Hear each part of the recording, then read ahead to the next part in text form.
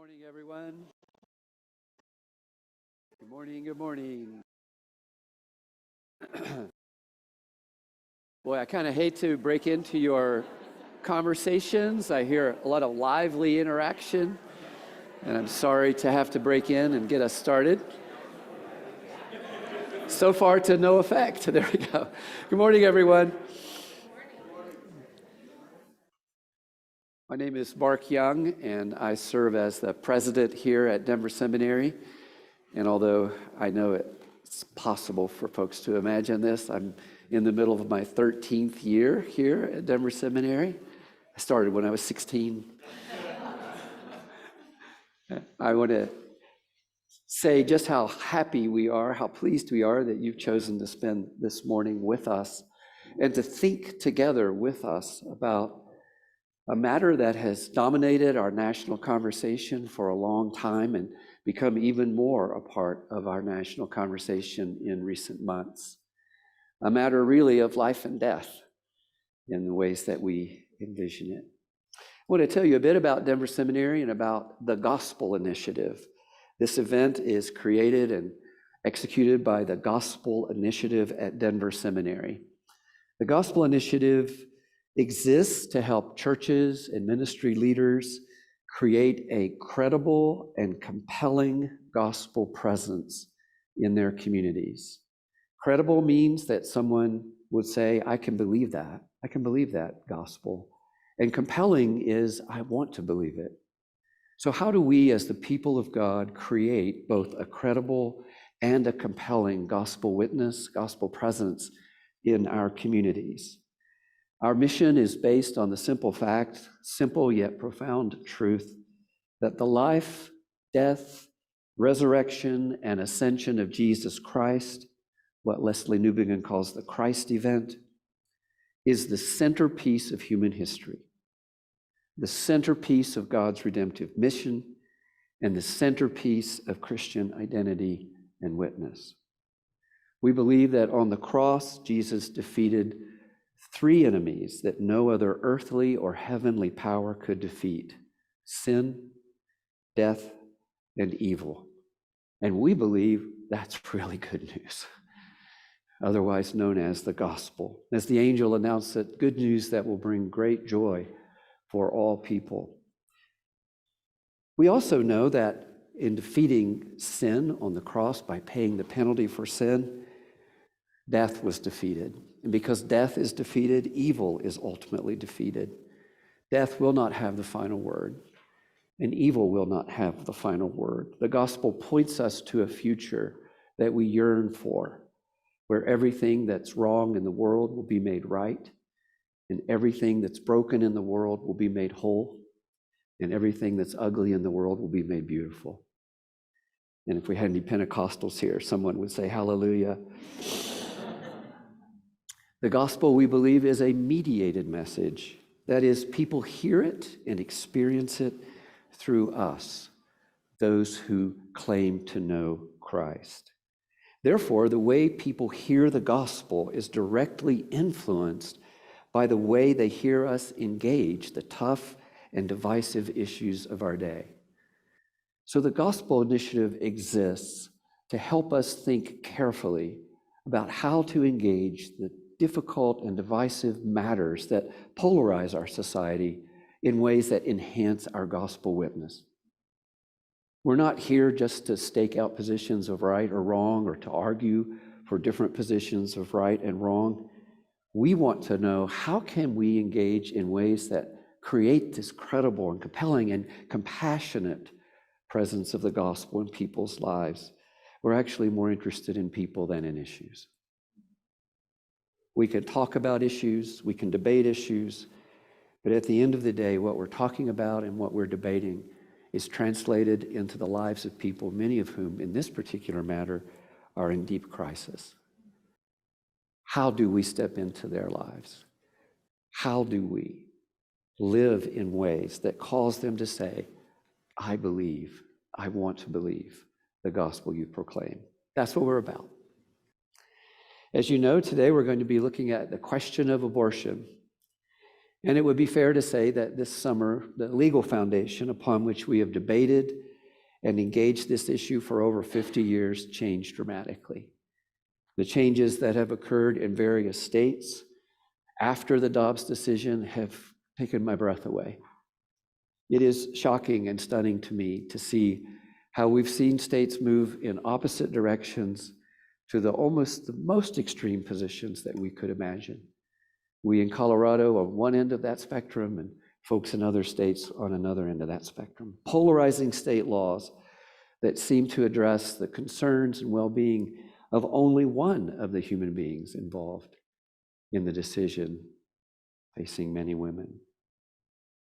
Can we have a position? Can we understand abortion in ways that believe and actually support the thriving of all of those involved in an abortion decision? Baby, mother, father.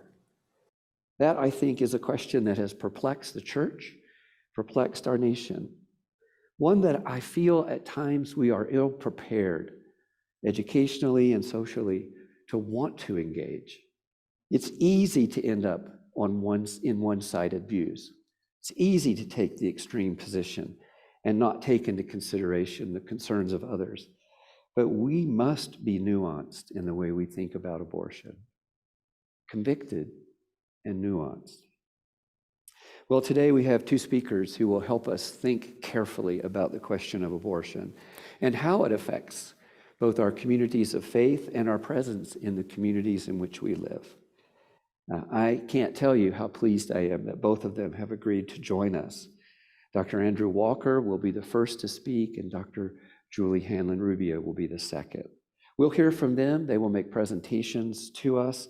We'll have question and answer with them, and then we'll have a conversation together with them where they're both with me on the platform. You are encouraged to submit questions that you would like them to consider, and I believe you do that through the QR code. Is that right, Andrea? Yes? Yep.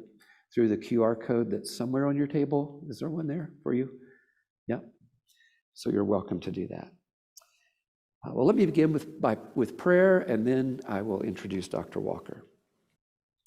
And so we thank you, Heavenly Father, for the privilege we have to gather together in your name, to gather together in the name of your Son, to experience the presence of your Spirit. And we pray that in our conversation today and in our thinking today, we would submit ourselves to that which is true as the voice of the Spirit speaks to us. Thank you for Dr. Walker and Dr. Rubio and their willingness to guide us.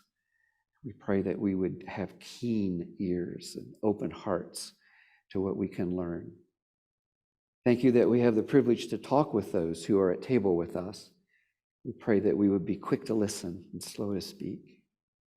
We pray that today, Heavenly Father, we would be those people who yearn to learn and desire to live differently because of what we learn. We pray it in your Son's name. Amen. So our first speaker is Dr. Andrew Walker. He is the Associate Professor of Christian Ethics at the Southern Baptist Theological Seminary in Louisville, Kentucky.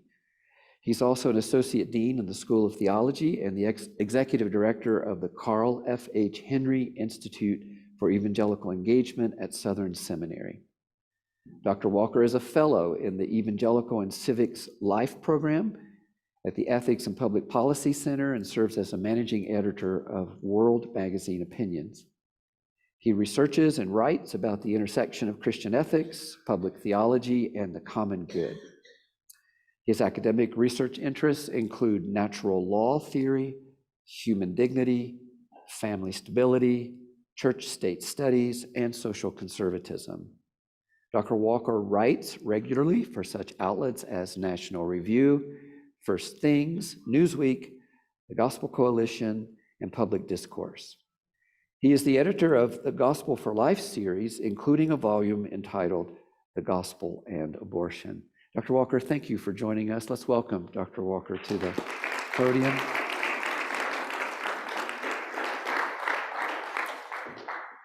Thank you, Dr. Young.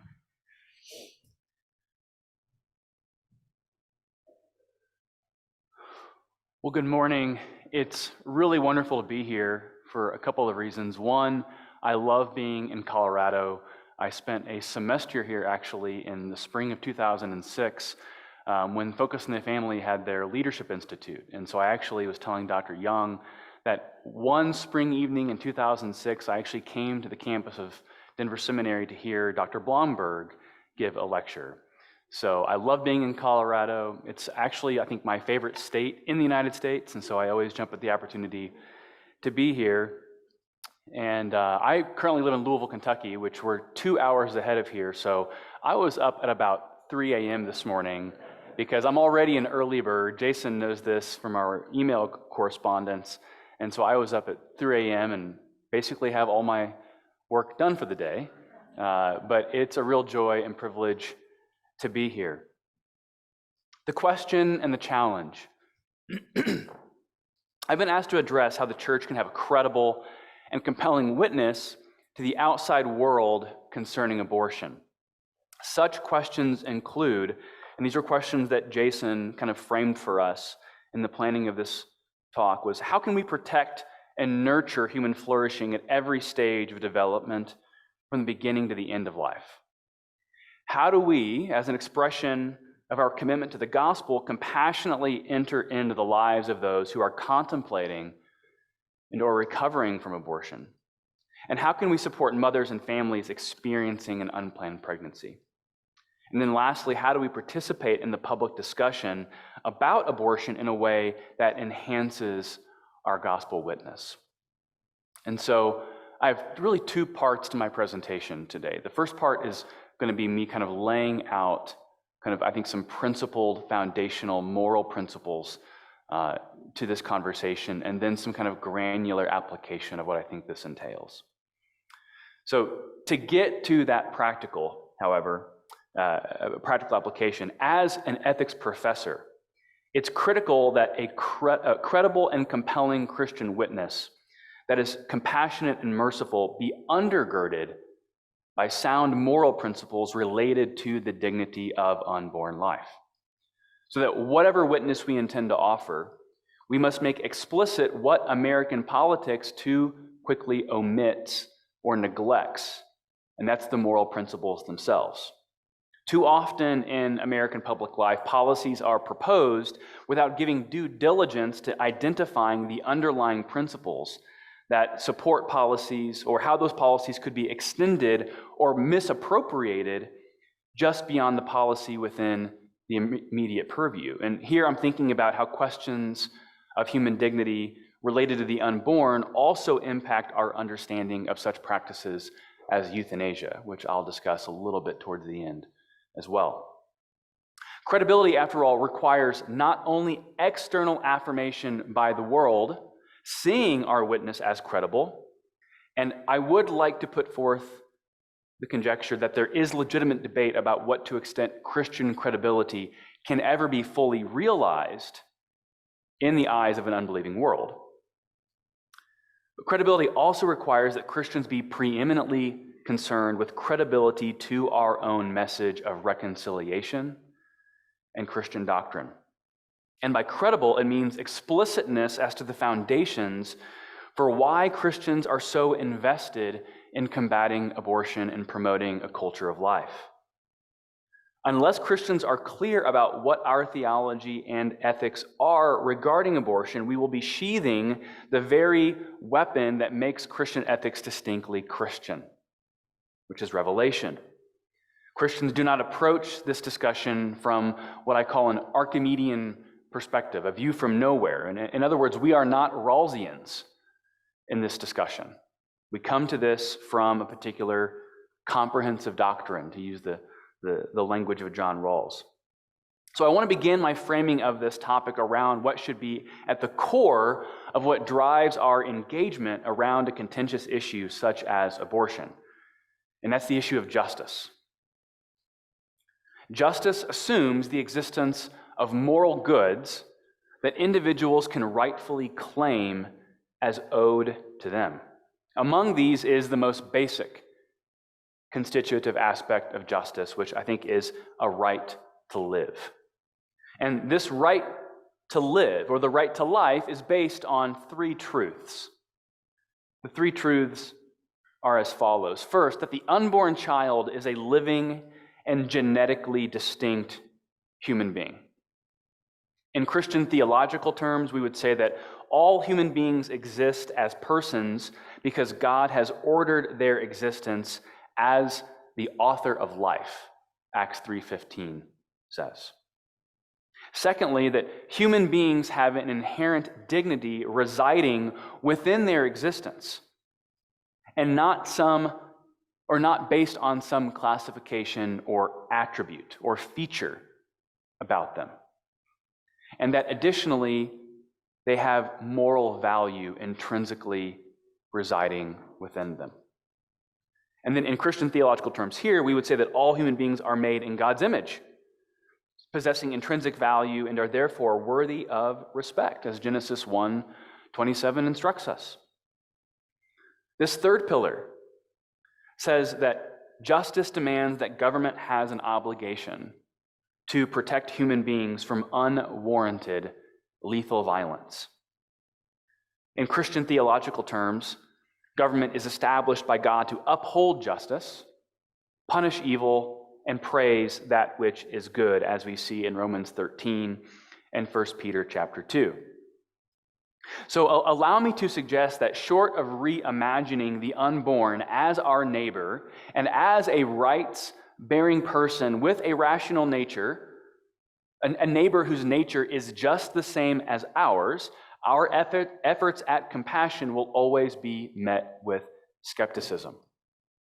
And so kind of here's the takeaway of the main point I want us to come away with from my talk.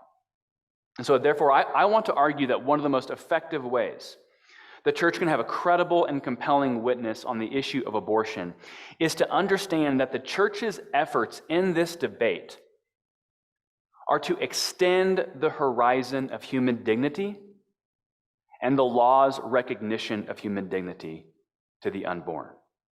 Where secular society wants to restrict or narrow who earns legal protection, the church supports expanding it.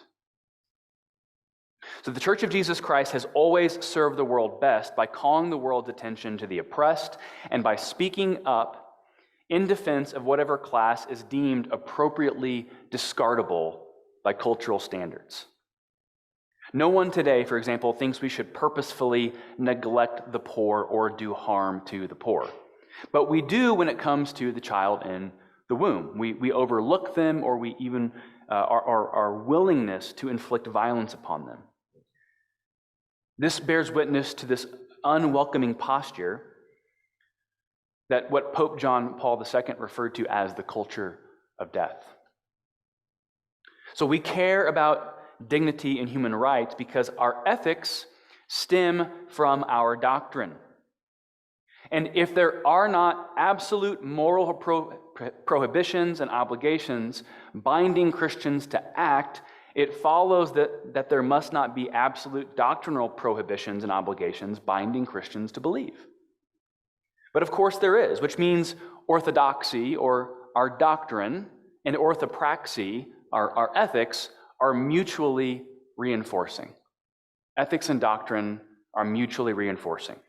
And this truth was poignantly and ironically captured in remarks that the British church historian, it's actually not a church historian, the British historian Tom Holland recently gave in some public remarks. And it's worth noting that Tom Holland, to my knowledge, he's a very famous historian in the UK. To my knowledge, Tom Holland is not a Christian. But Tom Holland said this.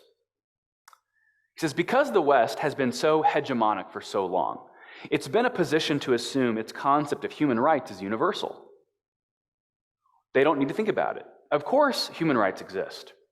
What the rise of China and other civilizational powers is doing is to remind us that the concept of human rights is one that has emerged in a specific cultural matrix, which is a Christian one. Therefore, if you want to believe in human rights, Holland says, you have to believe. It takes a leap of faith to believe that there are things called human rights just as much as it takes a leap of faith to believe that the Lord Jesus Christ rose from the dead. Now, mind you, this is a non-Christian uttering these words. He says they're both beliefs. And the fact that most people in the West sign up to the fact that human rights exist and they're important and that they should determine public policy, it's as rooted in theology and myth and metaphysics as all the teachings of Christianity. And I think once people are reminded of that, I think it becomes impossible not to feel a greater sense of what Christianity is about. He goes on to say, if you believe in human rights, why not believe that Jesus rose from the dead? Reminding people that the core beliefs that are fundamental to how people morally define themselves is rooted in faith reopens the possibility for secularists to recognize that they have not emancipated themselves from their need for faith. They continue to illustrate it, and contemplating that then reopens the possibility to think, well, where might this practice of believing in fantastical things might lead? But I think one of the things that the churches need to do is embrace this rather than being slightly embarrassed by it. I'm talking about the kind of things you'd hear on a liberal Democrat Party political broadcast, which is a thought for the day. The churches have to lay claim to everything that is weirdest, most countercultural, most peculiar. Don't buckle on stuff like angels. Major on that. I love that. Demonstrating that our beliefs in human dignity stem from our ethics, which stem from our doctrine. And these are principles that so much of our culture lives off of borrowed capital from. And I will conclude my talk later today, bring us back to this conversation. So it is more than ironic that a non-Christian can articulate the profound connection between doctrine and ethics as what I just read aloud. Indeed, that is one of the most compelling lines of argument that the church has to bring to this conversation, where modern progressivism styles itself as a movement that seeks to defend the rights of the weak, the marginalized and the voiceless, and to bring justice to them. The same movement, when it comes to the issue of the right to life, seeks to narrow the scope of those to whom it considers worthy of protecting and advocating for. So the Christian church can lay hold to the rights tradition that others merely borrow from and apply their principles consistently. Intellectual consistency. Now, I can understand, at least on one level, why progressives or pro-choice individuals do reject my line of argument. We have to have empathy in this discussion. This viewpoint sees the unborn child's moral status as less able to lay claim to the rights than the mother's claim on her rights. But herein is a problem. Why someone's status as a claimant to human rights can be determined by their size, level of development, environmental context, and their degree of dependency is utterly irrelevant to the question of whether the organism in question cannot also claim a right. If they can, and I believe that there are extremely powerful and persuasive arguments to suggest as much, honest intellectual principle should tell us that regardless of how important principles like bodily autonomy are, and that's important, such principles should not and indeed cannot come into true conflict with other principles, namely the right not to be killed. Someone's rights must yield to another's. And we may not like this reality, but it is reality. It's a metaphysical reality and also a reality that describes why we have courts and legislatures as bodies set up to arbitrate these disputes between competing rights claims. Whatever rights a mother would claim, it does not grant the legitimacy to inflict lethal violence against other human beings. A brute principle of an unborn child can be killed because their life is a burden on mine has no inherent limiting principle that would forbid the proposition a 9-month-old child can be killed because their life is a burden on mine from also being proffered. At root, the question is, who is my neighbor, and what are they owed by the sheer force of their existence? This is not unlike a scenario that took place back in the 1960s, which I believe should inform how Christianity intersects with the legal status of the unborn, and it's an approach that makes America more authentically American, and the church even more aware of how its teaching can positively impact the common good of society. I want to get into this historical example. One of my mentors is Robert George of Princeton University. He's an eminently respected philosopher in the United States. And in personal conversation, he's told me that he believes that Martin Luther King Jr.'s letter from a Birmingham jail to be either the third or fourth most quintessentially American document in our republic's history. It's a provocative statement. Behind the Declaration of Independence, the Constitution, and Lincoln's second inaugural. That's how supreme this letter looms. In it, King explicitly cites the Christian natural law tradition as the foundation upon which his analysis for the evilness of racial supremacy laws rests. Why this is such a quintessentially American document, while at the same time a profoundly Christian argument, is that at its heart, far from being a cold and kind of soulless secular argument, King appeals to the idea of a creator endowing creations with rights that laws are obligated to recognize and protect. And this fact alone is what determines whether a law in question is just or unjust. Says King, I have just a couple paragraphs to quote from him from this letter. And if you have not spent time in the letter from a Birmingham jail, I implore you to go home and spend time in it. It is a wonderful document. One may well ask, King asks, or says, how can you advocate breaking some laws and obeying others? The answer lies in the fact that there are two types of laws, just and unjust. I would be the first to advocate obeying just laws. One has not only a legal but a moral responsibility to obey just laws. Conversely, one has a moral responsibility to obey unjust laws. I would agree with St. Augustine that, quote, an unjust law is no law at all. Now, what is the difference between the two? How does one determine whether a law is just or unjust? A just law is a man-made code that squares with the moral law or the law of God. An unjust law is a code that is out of harmony with the moral law. To put it in the terms of St. Thomas Aquinas, an unjust law is a human law that is not rooted in eternal law and natural law. He goes on to write, any law that uplifts human personality is just. Any law that degrades human personality is unjust. All segregation statutes are unjust because segregation distorts the soul and damages the personality. It gives the segregator a false sense of superiority and the segregated a false sense of inferiority.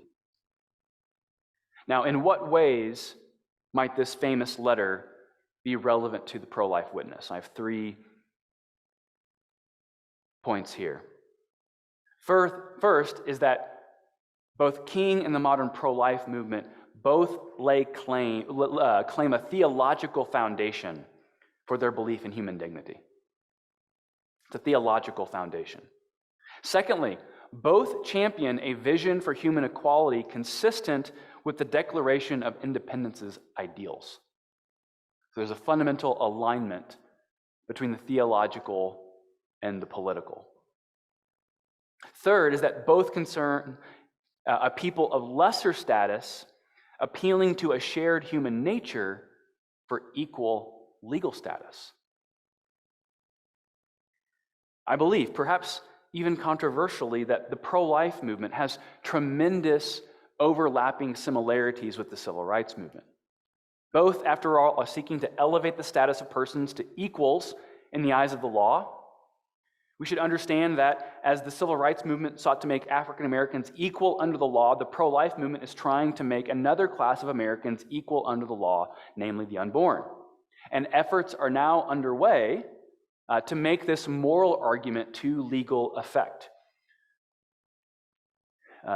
Very recently, legal scholars, both Robert P. George and John Finnis, one of the most respected philosophical jurists alive still today, they are beginning to make profound arguments for linking the unborn's right to life under the 14th Amendment.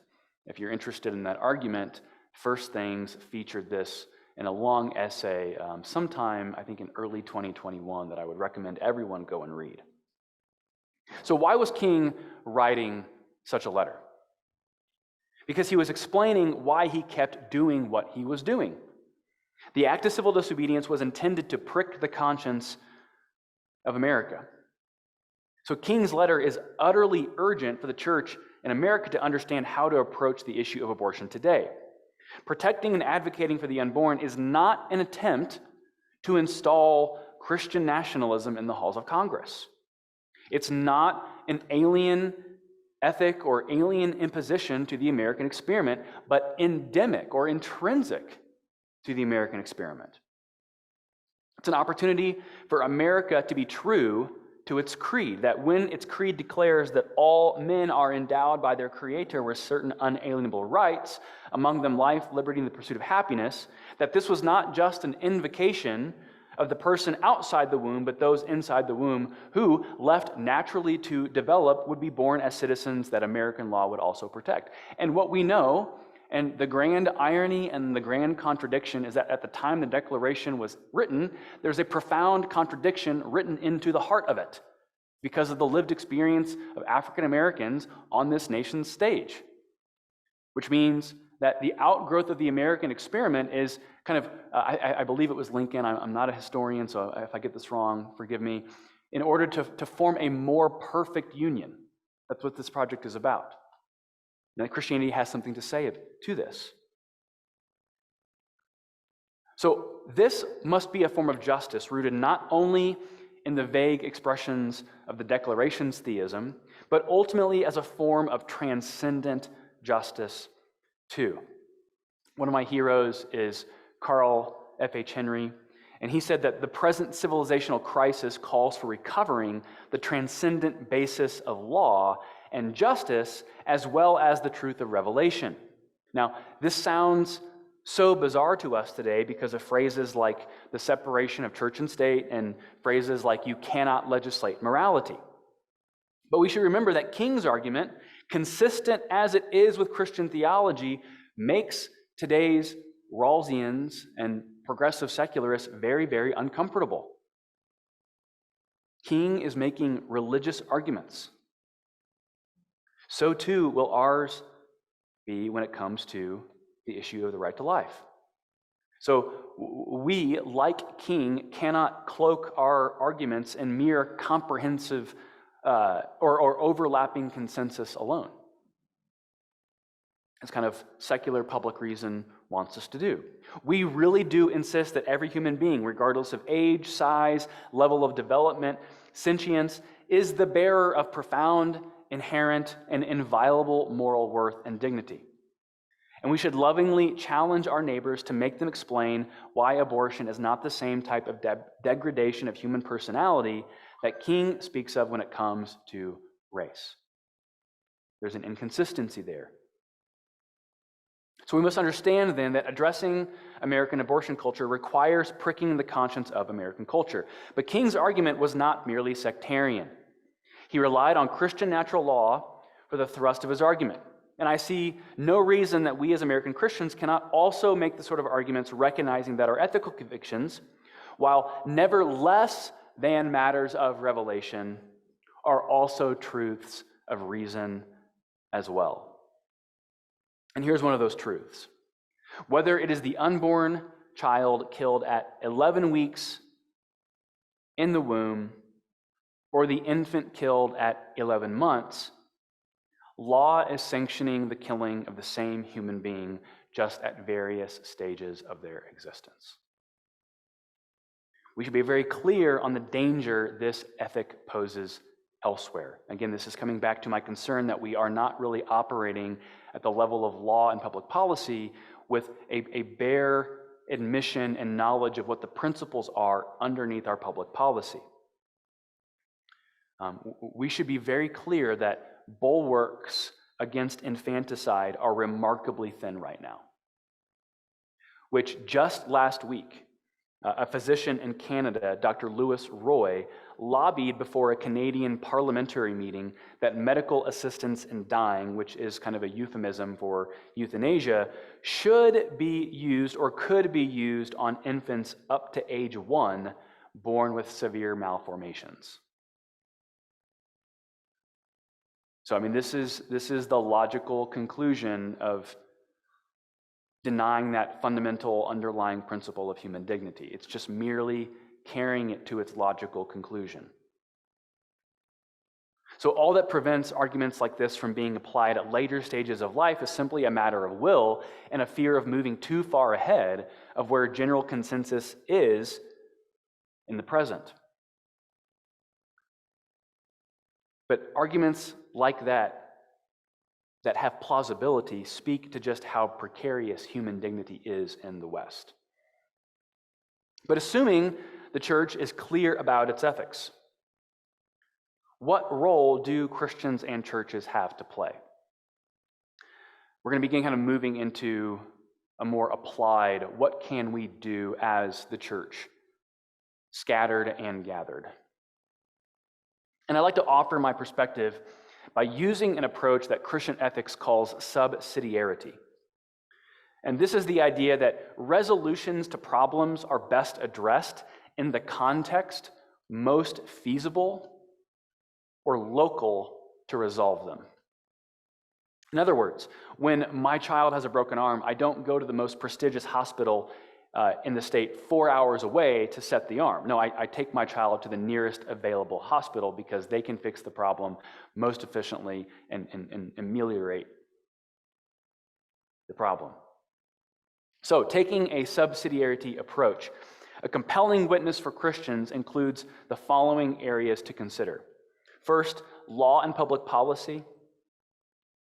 Secondly, American culture more broadly. Third, at the local and congregational level. And then fourth, at the individual level. So first, at the level of public policy, law should reflect the truth that unborn children are human beings, which means Christians should work to see abortion legislatively repealed proportionate to what is politically feasible in each respective context. And the language there is important. Repealed proportionate to what is politically feasible. The reason for this urgency is because abortion enjoys what I call an asymmetrical privilege. As far as I'm aware, nowhere other than in its abortion laws does American law ensconce an unambiguous moral evil in its statutes. No one is arguing for regulating sex trafficking in the same way that we regulate abortion. But both sex trafficking and abortion are moral evils, yet only one enjoys the support of political lobbies and political platforms today. So at the level of moral triage, Christians should be actively seeking the reversal of laws that facilitate moral evil. That should be a basic categorical principle that Christians live according to at all times. But the Christian's posture toward law and public policy should not be defensive only, but also offensive, which means law and public policy should make actively supporting women with an unplanned pregnancy a priority. We can think here of the language of make abortion unthinkable that comes to mind, meaning that we have a public morality and an ecosystem where a woman who finds herself with an unplanned pregnancy doesn't have to think about the possibility of termination in order to resolve this situation. So if law is going to prohibit abortion, it must positively care for and attend to the needs of mother and child. And this is not an option, but obligatory. Now, it may sound odd for a conservative like myself to suggest that government has a role to play in helping mothers. I used to work at the Heritage Foundation. I'm aware of the reputations about, small government, fiscal responsibility. I'm very aware of it. But I think the general public would be surprised to learn the number of conservative family policy proposals that are on the table right now. Proposals that are more targeted to prevent disincentives that end up not helping people. And that these conservative policy proposals seek to build a culture of life by making the conditions for welcoming life more possible. And we see this happening already. And I'm not going to get up here and tell you that we've absolutely got this all figured out and that more couldn't be done. Absolutely more could be done. But after Texas passed its law banning abortion, they allocated an additional $100 million to helping women not choose abortion, providing material support. So conservatives, like myself, are very open to expansive policies that aid mothers in need. It's also a responsibility of the free market that private companies, rather than incentivizing abortion through travel reimbursements, need to create ecosystems that make mothering possible with expansive family leave programs and creative solutions to address the needs of mother and children. So economies and corporations should serve family life, not family life serving economic demands and corporations. But material support is not enough alone. We also need a reformation of public morality and a newfound moral ecology. If law and public policy should teach the moral truth that children do best in a home with a married mother and father, and that's a truth that an abundant amount of social science backs up, so should public campaigns be deployed to encourage marriage and discourage out-of-wedlock intercourse. And you all might be thinking, so wait, you're asking for like public campaigns to tell people how they ought to live their life? Yes. We did that with the COVID-19 vaccine. Who recalls seeing CDC commercials encouraging people to channel their moral agency in a certain direction? Who remembers, probably from the mid-90s, you're going to date yourself, the NBC kind of public service announcements, the More You Know banner? Y'all remember those, right? There's a role for government to pedagogically teach how to promote human flourishing. Here, I'm thinking merely, for example, of the Brookings Institution's Richard Reeves's research, which he refers to as the success sequence. If I had $1 billion right now to fix America, this is what I would do, the success sequence. I would advertise this in every possible venue in America. And this is Richard Reeves's success sequence. Let me give some background to this. Richard Reeves is a researcher at the Brookings Institute, and he looked at the patterns of what reduce poverty in America, looked at the aggregate data overall, and found that there were 4 steps that citizens can take. And if they follow these 4 steps, their likelihood of experiencing poverty dramatically lessens. Here they are. Graduate high school. Get a job. Get married. Have children. Those 4 steps. Notice what it doesn't say. It doesn't say be valedictorian. It doesn't say get a 4-year college degree. It doesn't say become a mid-level development director or VP in your corporation. It doesn't mean have a $250,000 income.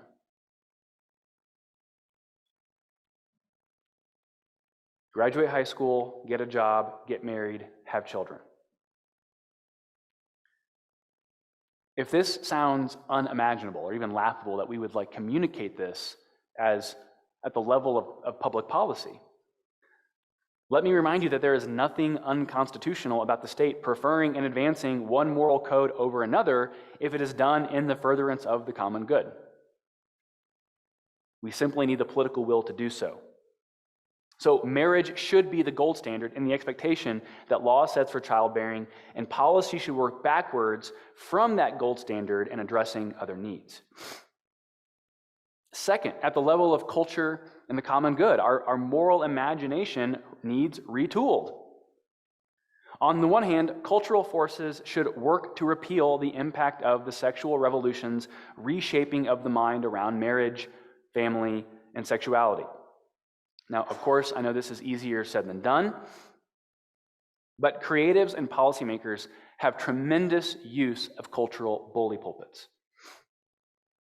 So, capturing a cultural vision for the felicity of family life over and against prolonged adolescence and sexual promiscuity may seem impossible, but if my sense of the cultural moment is correct, there is a growing number of refugees from the sexual revolution who know that the promise of, if it feels good, do it, really just results in, I did it, and it didn't really feel good for long.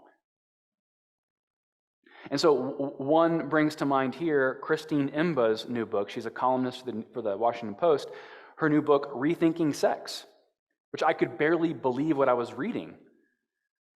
You have kind of a very progressive, self-identified Catholic who's, not arguing for Christian chastity necessarily, but she's saying that the hookup culture that our culture has taught us is incredibly harmful.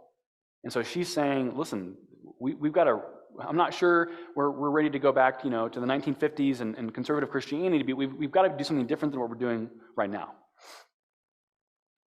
And so this means, and yes, I really do mean this, doubling down on Christian sexual ethics at the exact moment where they are the least popular is necessary to combat abortion. So then, understood properly, we should not be embarrassed about what the Bible teaches about the proper stewarding of one's sexual energies. Rather, that we would see the Bible's instructions on such matters as marriage, family, and sexuality as guardrails to promote human flourishing. That it's actually a more compelling and beautiful vision for human flourishing than the one offered by casual hookups, which is what makes abortion plausible when an unplanned pregnancy emerges. So we should understand that abortion is part of a cultural milieu that allows men to persist as sexual conquerors rather than as loving spouses. Indeed, one helpful way that Christians could communicate compellingly and credibly is by personally living out and depicting the Christian sexual ethic as the vehicle for social justice that would hope to reduce abortion. That's one of the profound ways that we all have a role to play in this, is getting married, practicing chastity within marriage, and staying faithful and devoted to one spouse and one spouse alone. And here we also have additional work to do at the level of the culture. We need to argue for why women don't need abortion as is often communicated. Abortion tells women that their biology is the enemy of their freedom, as though true equality means flattening out the natural differences of man and woman.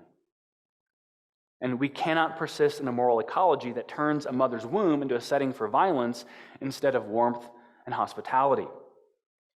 And we need to dispel the lie that women have to choose between motherhood and personal ambition. What we see nationally is that a decreasing abortion rate has not hampered women from education and success in the workforce.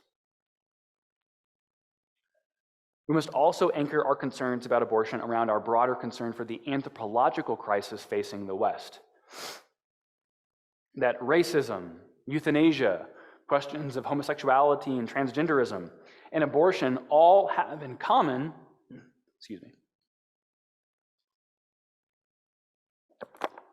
that dry Colorado air.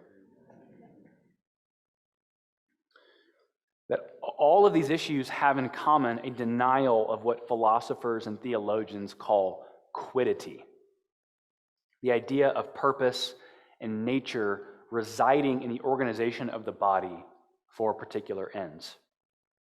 And it's this idea of quiddity upon which our notions of dignity are derived. So at the congregational level, what can we do? Pastors must understand that their duty is not to preach first and foremost to the culture out there, but to the congregation in here. So that the primacy of preaching to transform consciences must be stressed. Christians want to change the culture of their world while forgetting the importance of setting a culture within their own church. So a church that faithfully exposits Scripture will not shy away from teaching and preaching on the principles of human dignity. Will also seek to live that ethic out within its own midst, within the congregational life itself. So churches can be vehicles for donating and assisting local pregnancy care centers, which is exactly what my church did prior to the Dobbs ruling. And then after the Dobbs ruling, that dropped on a Friday, on a Sunday, my pastor brought up an individual in our church who helps lead Louisville's local and largest crisis pregnancy center to ask, okay, what can we do even more now that this ruling has dropped? Churches can continue hosting seminars for foster care and adoption. I'm sure many of you are aware of the outstanding work of Focus on the Family's work within Colorado and their adoption and foster care program. And again, I would like to stress that much of this is already happening, but without fanfare from those in the culture who are not predisposed to find us credible, even when we are being credible. In the eyes of those who don't like us, we'll never be credible enough. And so we need to be credible, but understand that there's going to be a constant moving of the goalposts in the eyes of those who are predisposed to disagree with Christians. At the personal level, what all of this redounds to is the truth that everyone has a role to play in reversing the culture of death, every single person. We have to ask ourselves, what small or medium-sized thing can I do to help push back against this culture of death? I can only speak here personally for a moment, and I say none of this to brag, I promise. I'm just trying to give you kind of a real-life example of what this can mean. So personally, what I can do as a Christian ethicist is to write, make arguments, shape consciences, and equip Christians to care for women and children, and expose the flawed premises of abortion. But that's not all. I can also think about what my family can do. And at present, we are annual donors to our crisis pregnancy center in Louisville. My wife and oldest daughter volunteer once a month at this same clinic to help watch children of parents who are going through this clinic's life skills program to teach parents how to care for their children if they've never had a good example set for them. So I'm not trying to valorize myself or hold myself out as the perfect model, but only to emphasize the credibility begins with personal commitment. And I hope by God's grace that my family and I are exhibiting the sort of witness that is less credible in the eyes of the world, perhaps, but ultimately credible in the eyes of our Lord and Savior, Jesus Christ, who told his disciples, "Let the little children come to me and do not hinder them, for to such belongs the kingdom of God." And begin concluding, there's a few final remarks. Here's the good news. If I were to give a grade to the evangelical church in America, and all caveats aside of how we define the term evangelical, I would actually give us an A. And I'm not trying to paint a rosier picture than what I think is kind of true to the facts on the ground. But at least in my context, I look around and I'm very encouraged. So it was really bizarre to me in the immediate aftermath of the Dobbs decision to see many high-profile evangelical leaders respond to the news of Roe v. Wade's end with overtones of shame, hectoring their fellow Christians with, "Okay, church, you got what you want, now you better show up and put your money where your mouth is." To which my response to all of those kind of hectoring claims on Twitter were like, I think we're doing it already. I mean, we can do more. We can always do more. But rather than hector, let's encourage. So concluding, the English atheist commentator Douglas Murray wrote about the dilemma facing him and other atheists when it comes to furnishing a coherent concept of human dignity. He wrote these words: "The more atheists think on these things, the more we may have to accept that the concept of the sanctity of human life is a Judeo-Christian notion which might very easily not survive Judeo-Christian civilization. Those who do not believe in God and who stare over that cliff may realize that only 3 options remain open to us." You got to love intellectually honest atheism. He says this: the first option is to fall into the furnace, meaning we have no answer. Another is to work furiously to nail down an atheist version of the sanctity of the individual. And there aren't really super coherent. There are secular accounts of this, but they're not overly compelling, in my opinion. He goes on to say this: if that does not work, then there is only one place to go, which is back to faith, whether we like it or not. Or similarly, as it was said by a drafting committee member who helped write the UN Declaration on Human Rights, we are unanimous about these rights on condition that no one asks why. I found that in my research, and I was like, that's going to go in every single talk I give on this issue.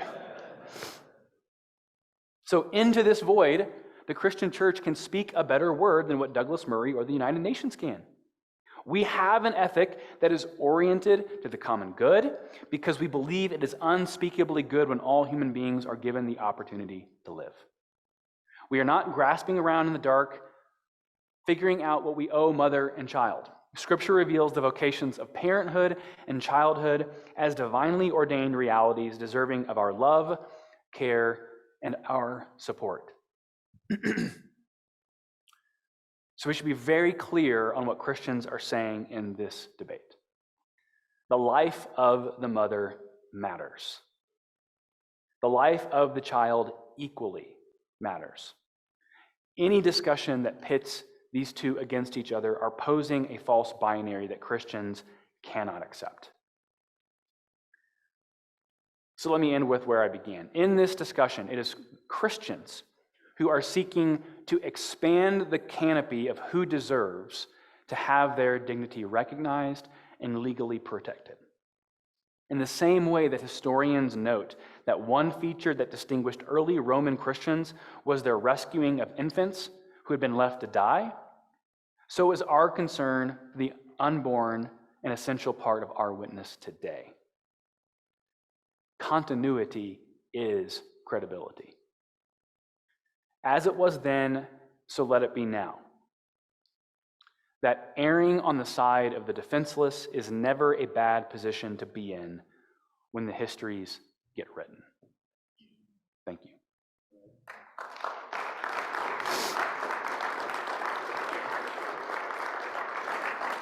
Am I staying up here? Yeah. Okay. Thank you very much. Thank you. Just, you're coming up. Just a second.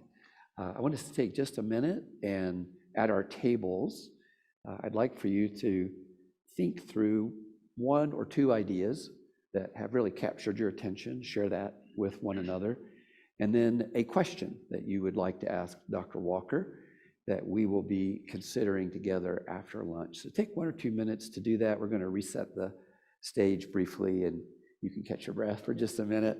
And then Dr. Walker and I will have a time of question and answer before we go to our break. All right, let me interrupt your good conversations. And Dr. Walker and I are going to have another one here. Be sure to submit your questions for Dr. Walker via the QR code, and then after lunch, we'll have an opportunity to interact with both Dr. Rubio and Dr. Walker with your questions. So, Dr. Walker, I want to begin by first thanking you for the clarity of your presentation and the depth that you displayed in it. One of the common conversations we have around abortion, when we think about and stress the full humanity and the full dignity of a human being in utero, is the philosophical moral conundrum when there are lives at stake and the preservation of a life may demand the destruction of another life. How do you approach that particular matter? Are you talking about situations like ectopic pregnancies? Yes, or other types of medical conditions. Yeah. So, I mean, sorry, Denver air. So, I mean, I want to begin from the principle that it's it's always wrong to intentionally inflict lethal violence on an unborn child. Mhm. So in Christian ethics, there's a branch of kind of philosophical ethics that would be referred to as double effect theory, double effect reasoning. And so double effect reasoning is asking the question, can something be good if something bad results that still wasn't intended? Or the bad wasn't intended. And so, I mean, so in you think about this, let's take a situation of the ectopic pregnancy. That's the most, I think, the classic example people point to. There's also issues with hysterectomy concerns if there's advanced cancer in a woman's body. The procedure in an ectopic pregnancy is what's called a splingectomy. And in this situation, the child does not implant in the uterus where it's supposed to, it implants in the fallopian tube. Mm-hmm. So in this procedure, the doctors are going in and they're removing the part of the fallopian tube where the child has implanted. Now, it's through the removal of that part of the fallopian tube that will necessarily, I mean, I'm not a medical doctor, but I'm going off the words of medical doctors, will necessarily result in the child's death. Mhm. But the intention in that action is not to kill the child. Mhm. The intention is to save the life of the mother.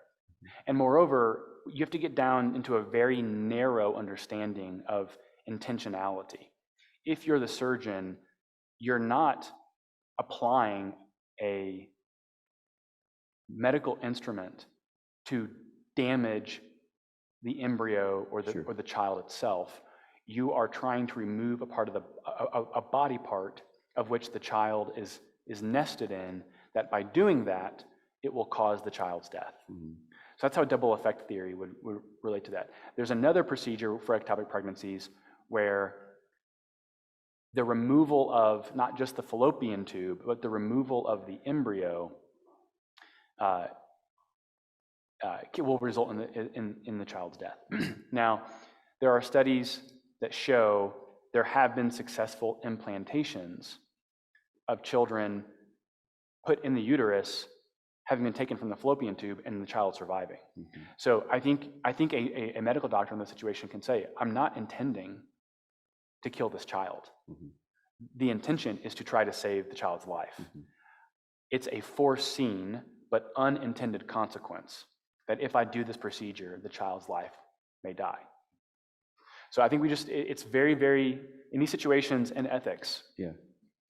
you're always trying to figure out as much fact-specific, context-specific data that you can in the particular situation, and to figure out what each step of one's agency is being utilized for a good end or a bad end. Mhm. And so I just think the double effect reasoning in general kind of helps us sort through those types of those challenges. And by the way, that's not my personal answer. That's kind of how I think Christian ethics. I mean, I was studying up on this very issue for our discussion, Yeah. and that's kind of the standard approach. Uh-huh. I think in even one ethics book I was reading that's not Christian even was still talking about double effect theory. So the intent of the physician, as well as the intent of the parent, Yes. the parent, father and the mother, to approve the action to Yes. terminate a pregnancy Well, I mean, I don't know if I would even, in that situation, I don't know if I would use the language, we're going to do a procedure that's going to terminate the life. Yeah, That's okay, yeah. I was struggling. Yeah, there. no, I think we're going to take a procedure that is going to attempt to save the mother's life. And the consequence And of that. there's a foreseen but unintended consequence Uh-huh. that this could result. And so there's no moral culpability I don't believe there's moral culpability for at that point. Yeah. Okay. And then there is often in this conversation about the full humanity and full dignity of a preborn child, there's this developmental scale or developmental process that has been used both in the church and in public policy. How do you think in terms of that developmental process of the baby and whether or not there's a change or a time where? Yeah, so I mean, the good news here is that I would really want to emphasize to the people in the room, like, what I have to say here is not matters of faith exclusively. I mean, the issue of what is the biological organism in the mother's womb is really not up for debate anymore about what it is, and it's genetic distinctiveness and the fact that it's whole, intact, genetically distinct, and all it is doing is relying on the context of the womb for its continued maturation. I think the debate is over questions of personhood. That's why, I mean, I want to be really fair to pro-choice advocates. As far as I'm concerned, I've never heard pro-choice advocates say, I'm pro-murder. Right. Pro-choice advocates would say, I don't recognize the child in the womb as a person deserving of the same types of rights as the mother. And there's a debate in Christian apologetics around abortion about, do you want to spend your time defending the concept of personhood, or do you want to focus on on the indisputable fact of its biology? And so as a practical matter, I mean, I'm prepared to defend a concept of personhood. It's an individuated substance of rational nature, is the classic kind of Boethian definition of person. But I don't know that's going to necessarily convince and persuade someone who rejects a philosophical concept of personhood like that. I would want to focus on the biological nature of that child. And what I said in my talk, I still stand by. If you kill a child at 8 weeks, or you kill a child out of the womb at 22 weeks, you've killed the same biological organism. You've killed the same person. You've killed the same structure, just at various stages of its development. Right. So if I could extrapolate, are you saying then that developmental processes of the fetus are not a factor in good question. The developmental features in prenatal development do not regard its nature. Because from the moment of conception, all of the necessary components to see that child through to its eventual death as an adult is there. There's not, development doesn't come, development matures, but it's all wholly there from the start. It doesn't come in parts. It comes in stages. So, but the structure is the same structure. So from that position, a lot of Protestants, or many Protestants, I'll say, would be anti-abortion but pro-contraception. So I would say most Protestants are. Yes. And then I would be one of those exceptions, I'd probably say. So I was just going to ask, what is the moral question around contraception as it relates to a view that the full humanity of the baby is from the moment of conception? So, I mean, we want to draw a distinction between contraception and abortifacients. Contraception stops the act of conception from occurring, which means there's not been a life. Abortifacients would imply that there has been conception. The abortifacient in question can either attack the embryo, its own being, or it can create conditions, I believe, in the uterus that make the lining of the uterus hostile to implantation. So abortifacients, no, morally illicit. Now you get to the issue of contraception. I would say that I'm pretty abnormal. I've had arguably a little bit too much natural law theory in my education. And so I would say that I am a contraception skepticist. I also am a Protestant. It is Reformation month, right? So sola scriptura, that is my kind of ultimate norming norm that norms all other norms. And so I would not say that someone is in sin if they're using contraception. Okay.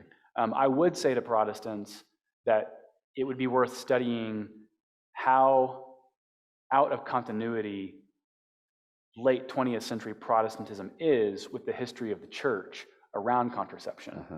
Yeah. The Reformers, Martin Luther, right. Calvin, all of them were against contraception. Mhm. Contraception kind of enters into the Protestant context late 1920s with kind of liberalizing forces within Anglicanism. Mhm. And it kind of just spirals from there. So I worship in an Anglican church, just to be honest. Oh, no, it's okay. It's okay. Go There's mercy easy. for you. Go easy now. Yeah. Yeah. So I mean, my own personal conviction is that the most moral practice when it comes to family planning would be natural family planning. Uh-huh. That's the most natural, Sure. or least morally problematic. Uh-huh. And then, there are varying degrees of moral evaluation from there. I think that barrier methods are the next least problematic. I then think, and this may startle some people in the room, but I'm just going to be honest with my conscience. Please do. I'm not a fan of the hormonal birth control pill. Mhm. I don't like the idea of introducing a foreign substance into the body to trick the body, Mhm. to disrupt natural rhythms. And there are questions about long-term impact of whether hormonal contraception has long-term impacts on future fertility possibilities. So NFP would be my Uh-huh. preferred, Sure.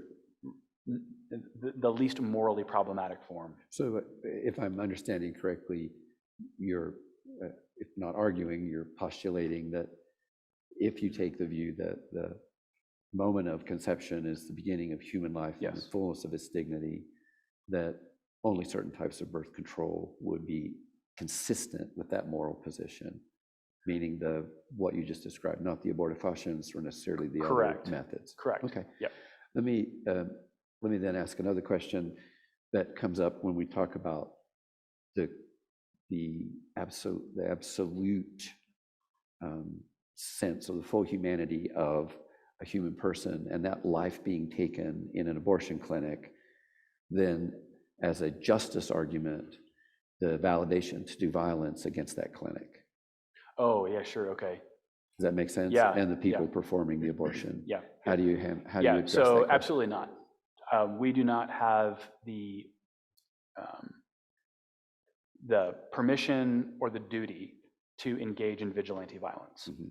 So that means, I think you can pray. I'm fine with exercising First Amendment rights to protest, Mhm. but when it comes time to actually doing violence against another person, Yes, even if you think that they're culpable for having done violence, right. You're not deputized to bring about that Mhm. that step. Yeah. So no, I would condemn vigilante violence Mhm. against abortion clinics and against abortion providers. Yeah, but sometimes the rhetoric is heated around we're at war with those who want to Sure. kill babies. Well, and I hear this a lot in my context sometimes. Yeah. Of, people are asking, well, how much more of this can we take Yeah. before we're no longer a legitimate nation anymore? Right. And this was a debate. Julie might remember that. I don't know if you follow First Things magazine. In the mid-90s, there was a massive debate amongst a lot of very conservative Protestants and Catholics called the End of Democracy Symposium, about whether or not America is a just constitutional regime because of abortion. And I don't think the problem is our regime. I think the problem is a lack of political will. And so when people talk about wanting to do X, Y, and Z, one of my statements is, okay, but apart from successfully accomplishing that legislatively, whether through state legislation or a constitutional amendment, what you're ultimately calling for is revolution and violent overthrow. Right. Do you know that? Yeah. I have a friend of mine he would identify as an abolitionist in this discussion, which is a whole separate side conversation. Yeah. And I said, well, do you know how I'm hearing you? I'm hearing you say that you need to bring about revolution because you haven't fixed this legislatively. Mhm. But then you get into the ethics issue of last resort. Right, right. At the end of the day, and I mean, I don't like saying this, Mhm. we as Americans have not exhausted our last resorts. Uh-huh. There is still on the table a constitutional remedy to do this, Mhm. and there's not the political will for it, Right. which means unless you're willing to inflict violence, Mhm. then you need to do the hard work of marshaling 50+1. Mhm. On a side note, I mean, I get questions all the time from Christians about, we're so tired of losing, we're so tired of the injustice, and of the immorality and the decadence. And I want to say, I agree with all of your moral concerns. I said, the problem that you have is that it's a political problem. Mhm. It's a 50+1 problem. And if you want to remedy this, you actually have to do the work to electorally find the solution. Right. And I can point to examples where that's happened, but it takes time and money. It does, and it creates ethical conundra around other ethical questions that may be represented in either the party or the candidates that Sure. would create that 50+1 Yeah. majority, right? Right. And then we could, although we've run out of time, we could have a great conversation Yeah. about single issue voting and Sure. participation in that regard. But alas, we've run out of time. So be sure and submit your questions to for Andrew, excuse me. I have a friend named Scott Walker. I'm sorry. For Dr. Walker. We're going to take a break now. So now we have the privilege of hearing from Dr. Julie Hanlon Rubio. Dr. Rubio is a professor of Christian social ethics and associate dean at Jesuit School of Theology of Santa Clara University in Berkeley, California. Previously, she taught at St. Louis University for nearly 2 decades. Her research focuses on Catholic social thought, family, politics, and reconciliation. She has published 6 books, including Family Ethics, Practices for Christians and Hope for Common Ground, Practices for Christians, and then the book Hope for Common Ground, Mediating the Personal and the Political in a Divided Church. Wow, that's quite a topic. Her essays have appeared in academic journals such as Theological Studies, Journal of the Society of Christian Ethics, and Horizons, as well as respected news sources such as America, The Conversation, and National Catholic Reporter. Her book, Can You Be Catholic and Feminist?, will be published by Oxford University Press next year. Julie, thank you for agreeing to be with us. Let's welcome Dr. Rubio to the stage.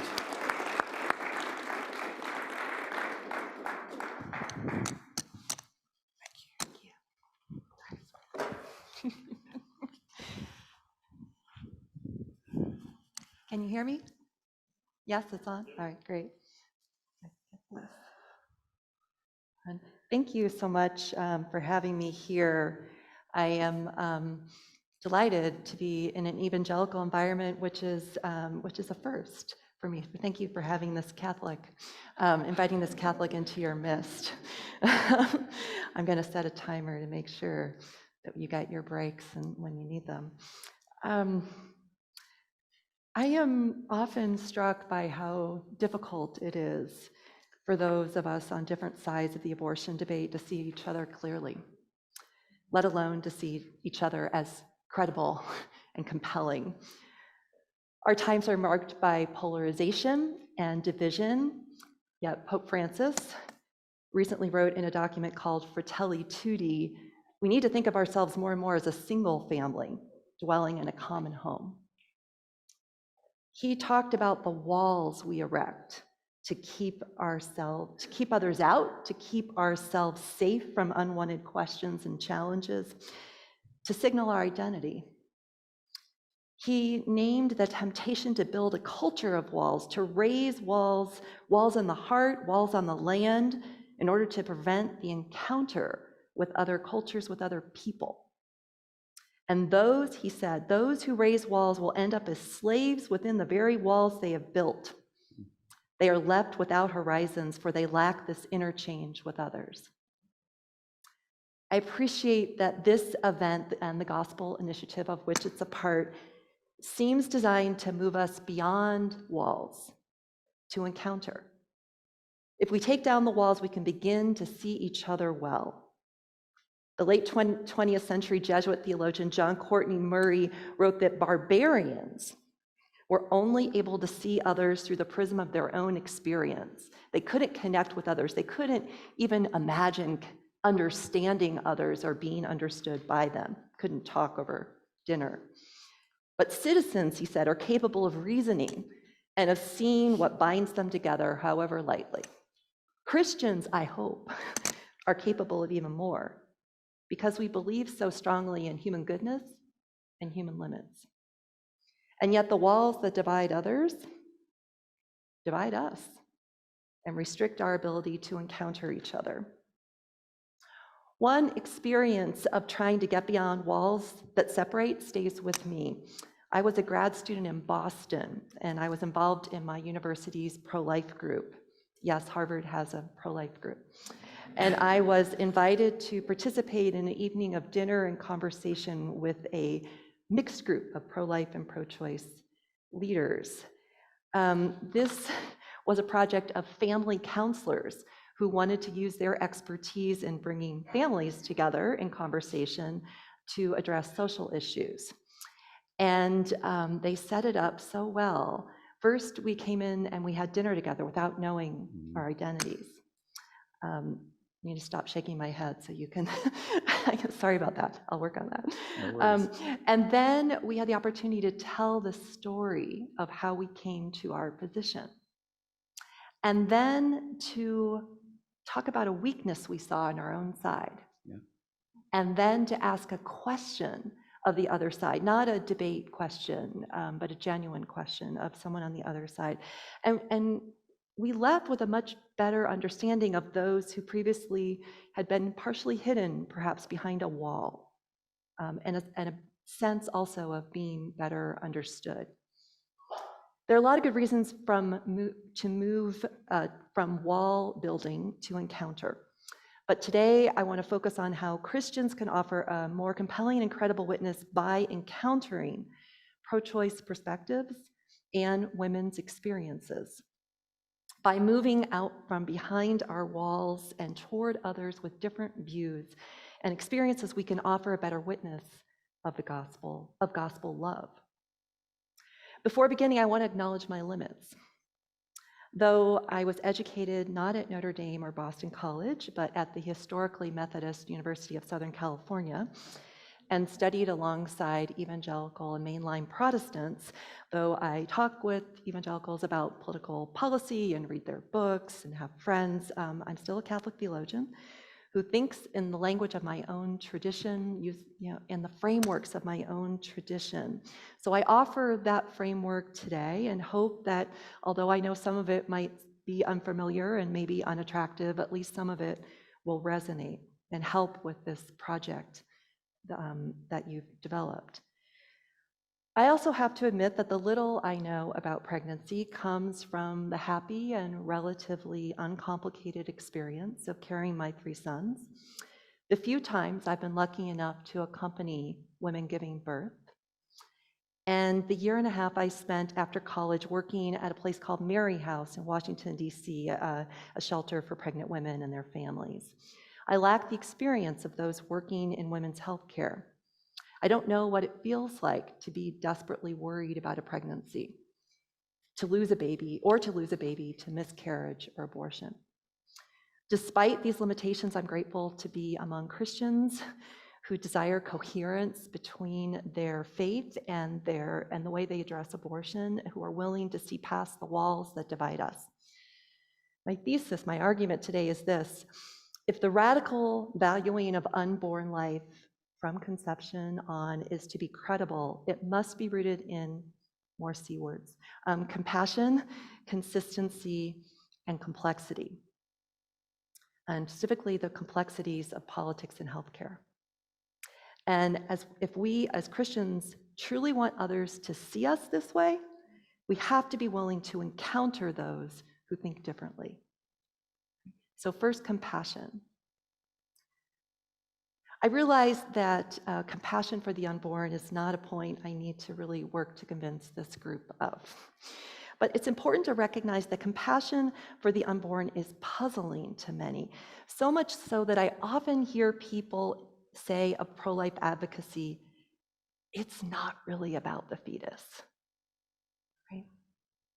They say, many cannot believe that concern for the fetus, rather than a desire to police women's sexuality or control their bodies, truly motivates pro-life advocacy. Surely, they say, people identifying as pro-life know that a large percentage of pregnancies end in miscarriage. Surely they must know that those photos of the fetuses are inaccurate. Surely, if faced with a decision to save an embryo or a child, they would choose the child in a heartbeat. We need to walk people through the reasoning that leads us to compassion for those we cannot see, because many simply don't believe that we're serious. Or if we are, they don't believe we've really thought this through. Right?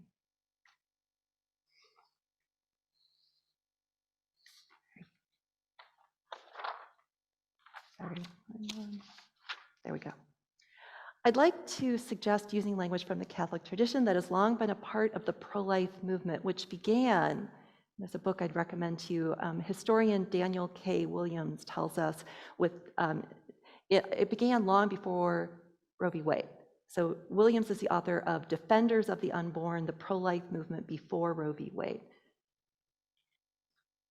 We begin with dignity. This part of my talk is very similar to what Dr. Walker Andrew has already offered, but there are differences that I think you'll hear. So we begin with dignity.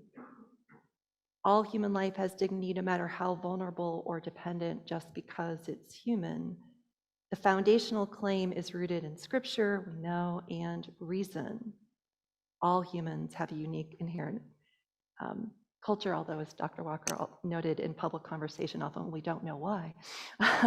But we start from this basis. Though this claim has a long history, it has been the Catholic scholar John Noonan argues an almost absolute value in the history of Christianity. Contemporary science may be seen as enhancing it, but we need to be careful about how we talk about the science. We need to talk about it with greater precision. So we now know that the process of conception is the time when a new genetically distinct human organism emerges, that this organism grows week by week unless life is interrupted, which happens about 15 to 20% of the time at least. That by 6 to 8 weeks, the beginnings of the circulatory and nervous systems, limbs, feet, facial features, all of the fetus are emerging. With sonograms, we can see all this earlier than ever before. We can even detect a very early version of a pulsing, developing heart. Later, we see and feel even more. Note my careful language here. Many argue that the less precise claims about the heart and the brain, for instance, are not supported by medical professionals or scientists. Often, when I read the New York Times, I see if pro-life people are interviewed, of course they aren't called pro-life in the New York Times, right? They're called anti-abortion, but even their claims are prefaced by what he thinks is this, rather because the language is not shared, right? By using more circumscribed language, we can describe what's going on without overreaching, and still the beginnings of new life are amazing and provide evidence for our claims. So by Scripture, but also by reason and science, we can claim the humanity and dignity of the unborn humans who are worthy of our compassion.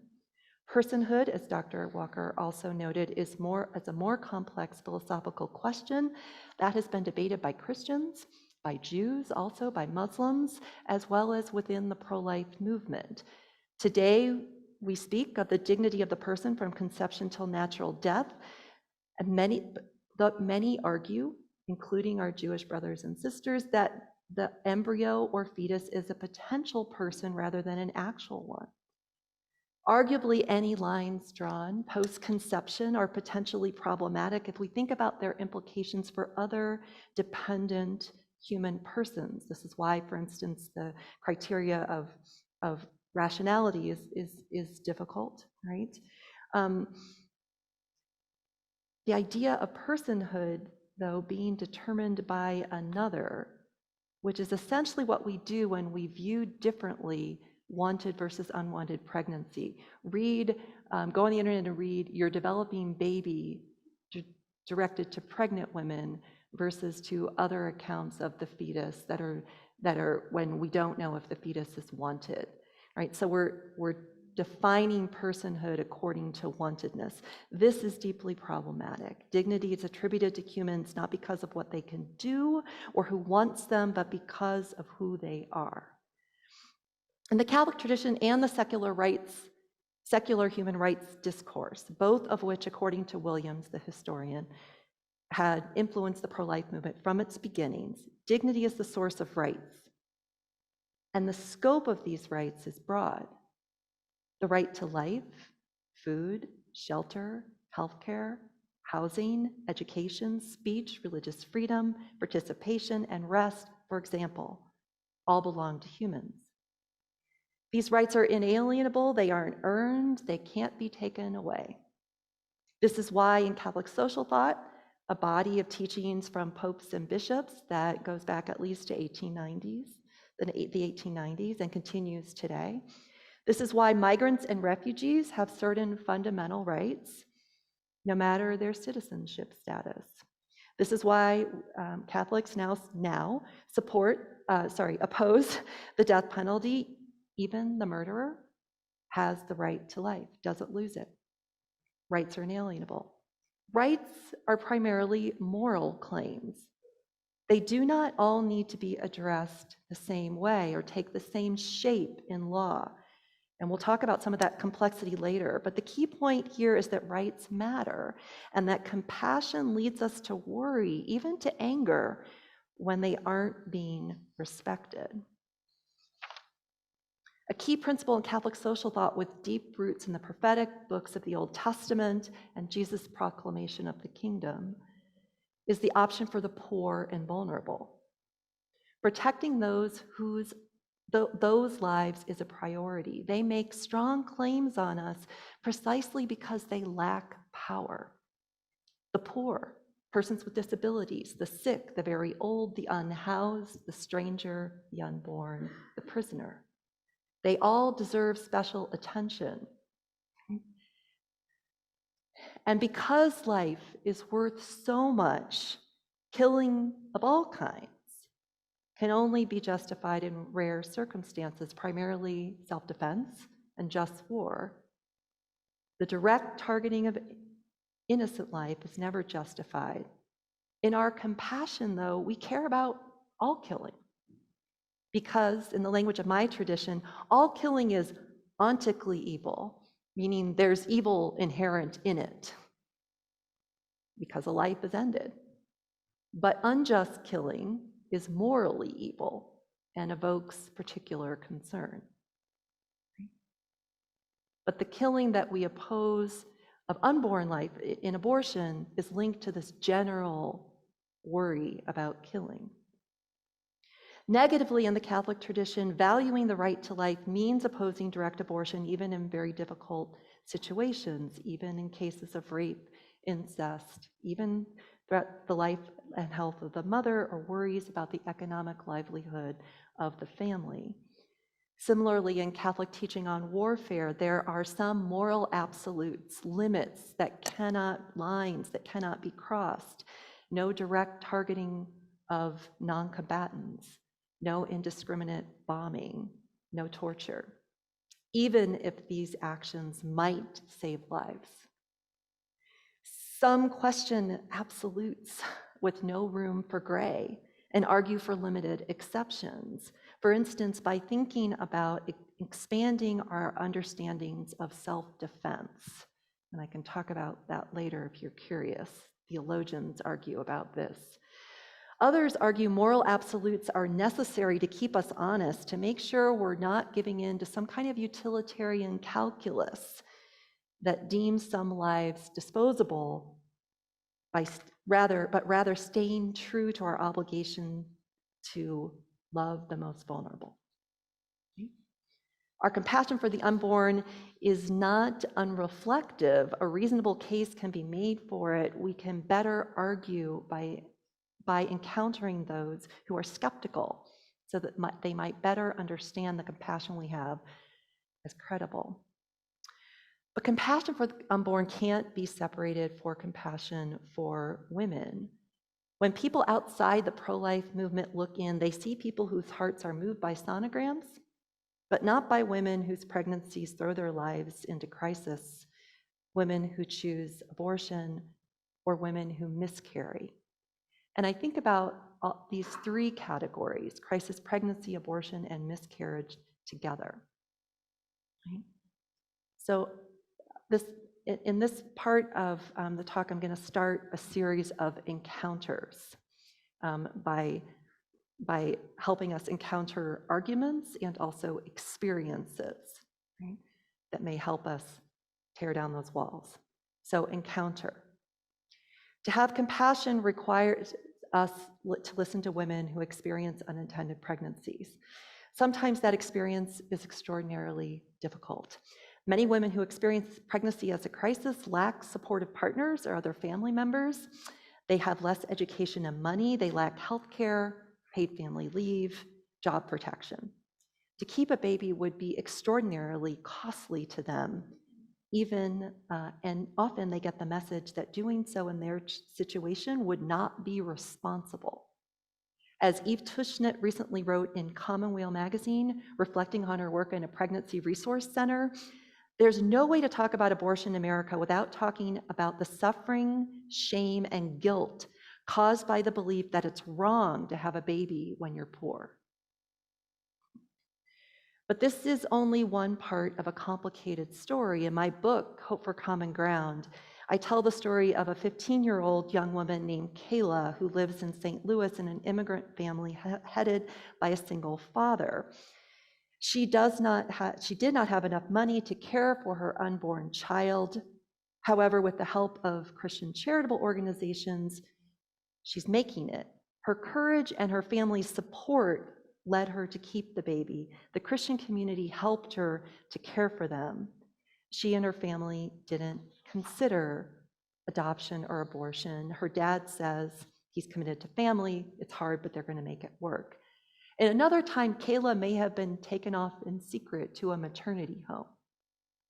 However, today the situation is different, and most of those maternity homes are either closed or have very different functions. More than 40% of children are born outside of marriage, and single parenthood no longer carries the stigma it once did. While women with higher levels of education and income tend to follow the traditional script, saving childbearing for after marriage, those with less education and income have a higher share of both abortions and unintended pregnancies.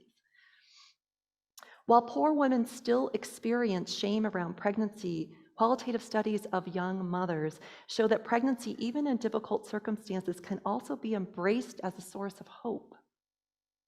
Harvard researchers report that in a social world inhabited by poor women, a baby born into such conditions represents an opportunity to prove one's worth.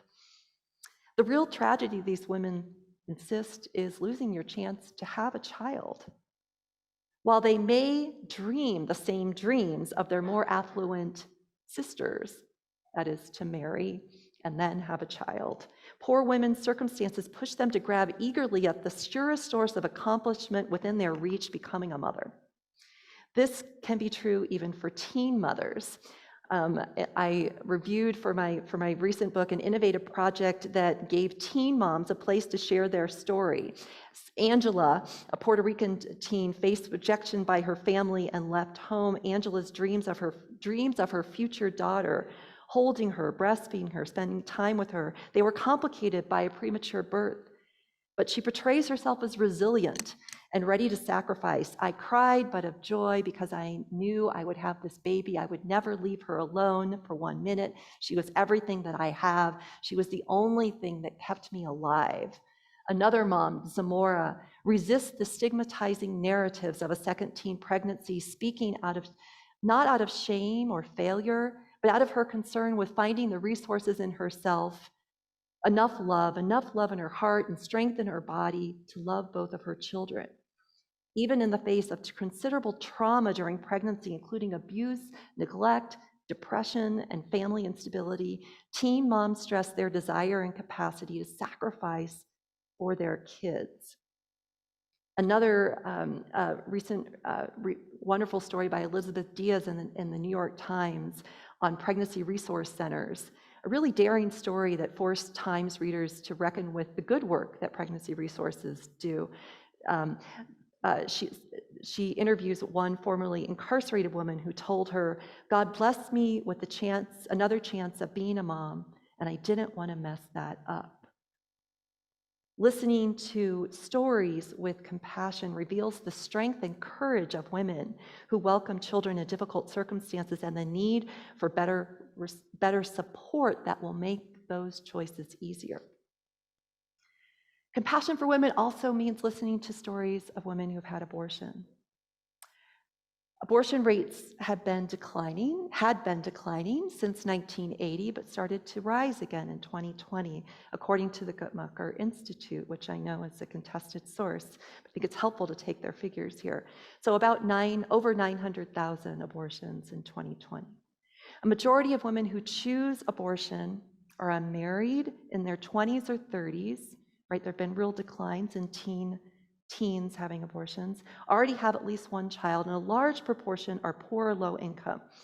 They typically cite more than one reason. It's not just one thing to be solved. It's usually responsibility to others, especially their existing children, financial worries, fear that having a baby will interfere with work or school, that they'll lose work or school, and lack of support from a partner.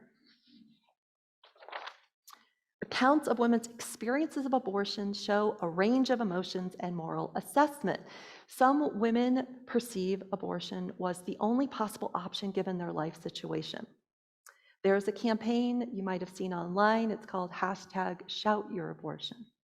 It's hard for those of us with a pro-life perspective to encounter this campaign because it's designed to normalize it. But I read it to try to understand. One woman writes, "Though abortion was one of the hardest things I ever did, it was the right thing, because," she says, "my daughter is waiting for me in heaven, and she wants a child of mine to be born into a life better than what I go through." In another abortion story collection that I read, a woman describes the choice to abort 2 of the 3 fetuses she was carrying in a matter-of-fact way, saying, "I could form remorse or guilt to go along with knowing the decision was best, but what would remorse get me?" Another talks about having no regret at all, saying, "I was just relieved each time." According to Guttmacher's own studies, though, overwhelmingly, women in every age group, relationship status, etc., cite concern for or responsibility for others as a major factor in their decision. But that doesn't mean that the decisions were necessarily easy. Guttmacher says, abortion was not something they desired, and many even saw it was wrong or sinful. But they thought that bearing a child they couldn't care for was also potentially wrong, and concluded that abortion was not a responsible choice. Reading accounts of abortion in light of this data shows a majority saying abortion is regrettable but necessary. Interestingly, data from crisis pregnancy centers is very similar, but slightly different. In these narratives, women tell of the lack of support, pressure from family, and the need to stay in school or work environments that do not accommodate pregnancy or parenting. Where pro-choice advocates see difficult but necessary choices made with relational concerns in mind, pro-life advocates see failures of friends family, and community to support women who would rather not turn to abortion. Those who do not find the support and end up turning to abortion often end up feeling regret. Stories of abortion include both narratives of difficult but necessary moral choices and agonizing stories of pressured choices made out of fear and isolation. We have an obligation to listen with compassion to both. I think it's also helpful to listen to stories about miscarriage because they reveal a depth of loss that may be harder to see in abortion narratives. Right? So, encounter. One physician writes that given her context, she was ashamed to admit how angry she was in the days following her miscarriage. Angry that she was still feeling upset. Angry. Why angry? Angry because she was still grieving. Angry because she was grieving something that wasn't supposed to be a problem. Some attempts to acknowledge miscarriage as loss link the associated loss to the loss of a hoped-for future. But women's miscarriage stories are more complicated than that. I'll give some anecdotal evidence. In September 2021, the Catholic philosopher Jennifer Fry posted on Twitter that she had buried a human fetus I named Felix, who had a human face, perfectly formed limbs, an umbilical cord growing out of his belly button, 10 fingers and 10 toes.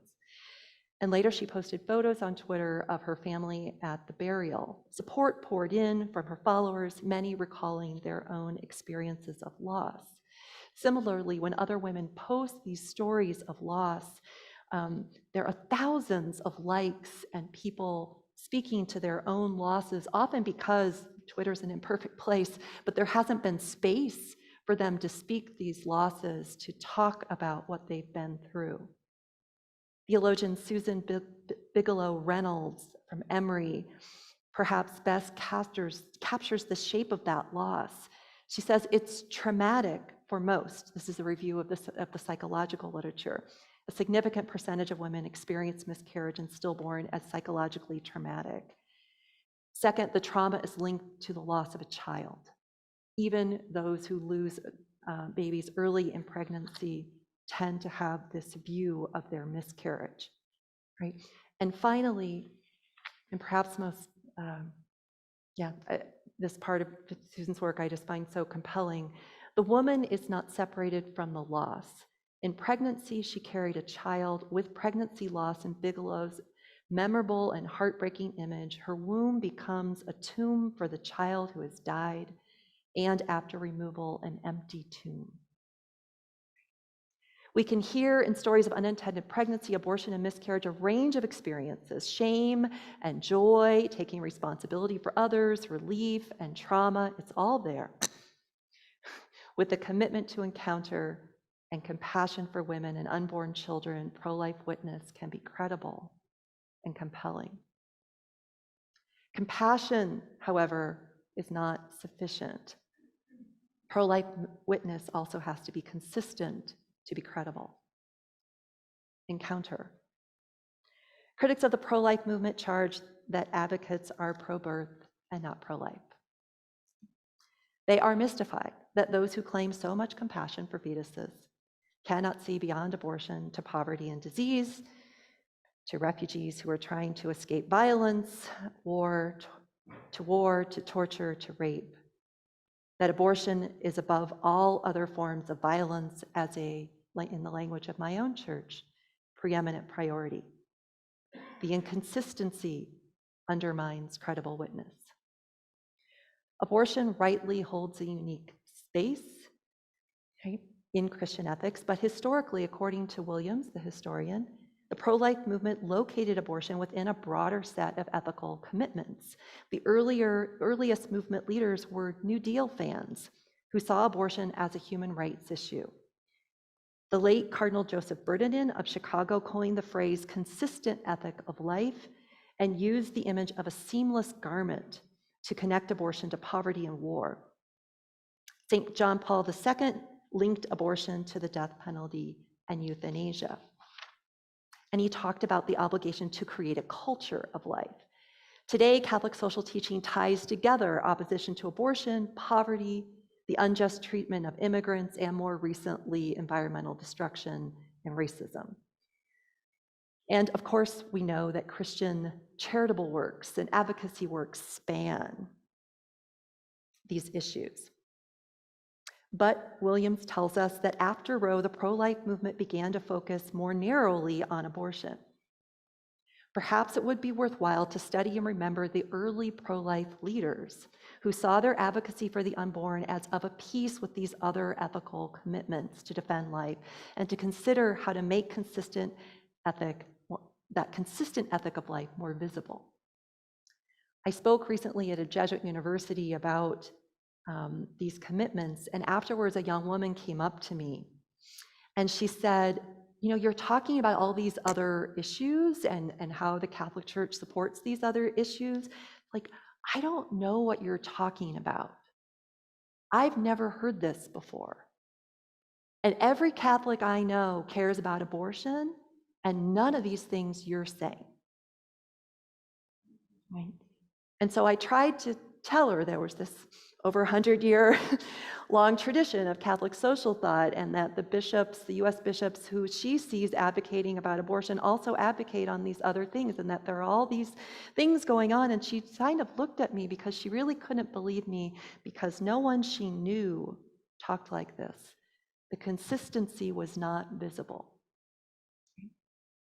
If the pro-life movement wants to change this impression, if it wants to show the world that we do #LoveThemBoth, as the popular campaign puts it, support for government programs like paid family leave, child care support, child savings accounts, and prenatal care and job protection for pregnant women, the Pregnant Workers Protection Act right now being considered. It should be part of our advocacy, a visible part of our advocacy. So should participation in community-based efforts to accompany women. Knowing that women seek abortion for a range of reasons, economic, social, family, personal.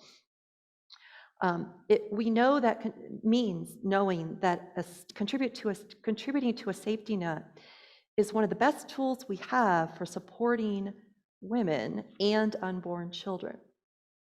Christian political advocacy, extensive charitable work, and local church efforts to walk with women can be seen as flowing from that obligation to build that culture of life or civilization of love. As we know, though, from the experience of European countries and some blue states, including mine, programs like these can reduce, but not eliminate, the need for abortion.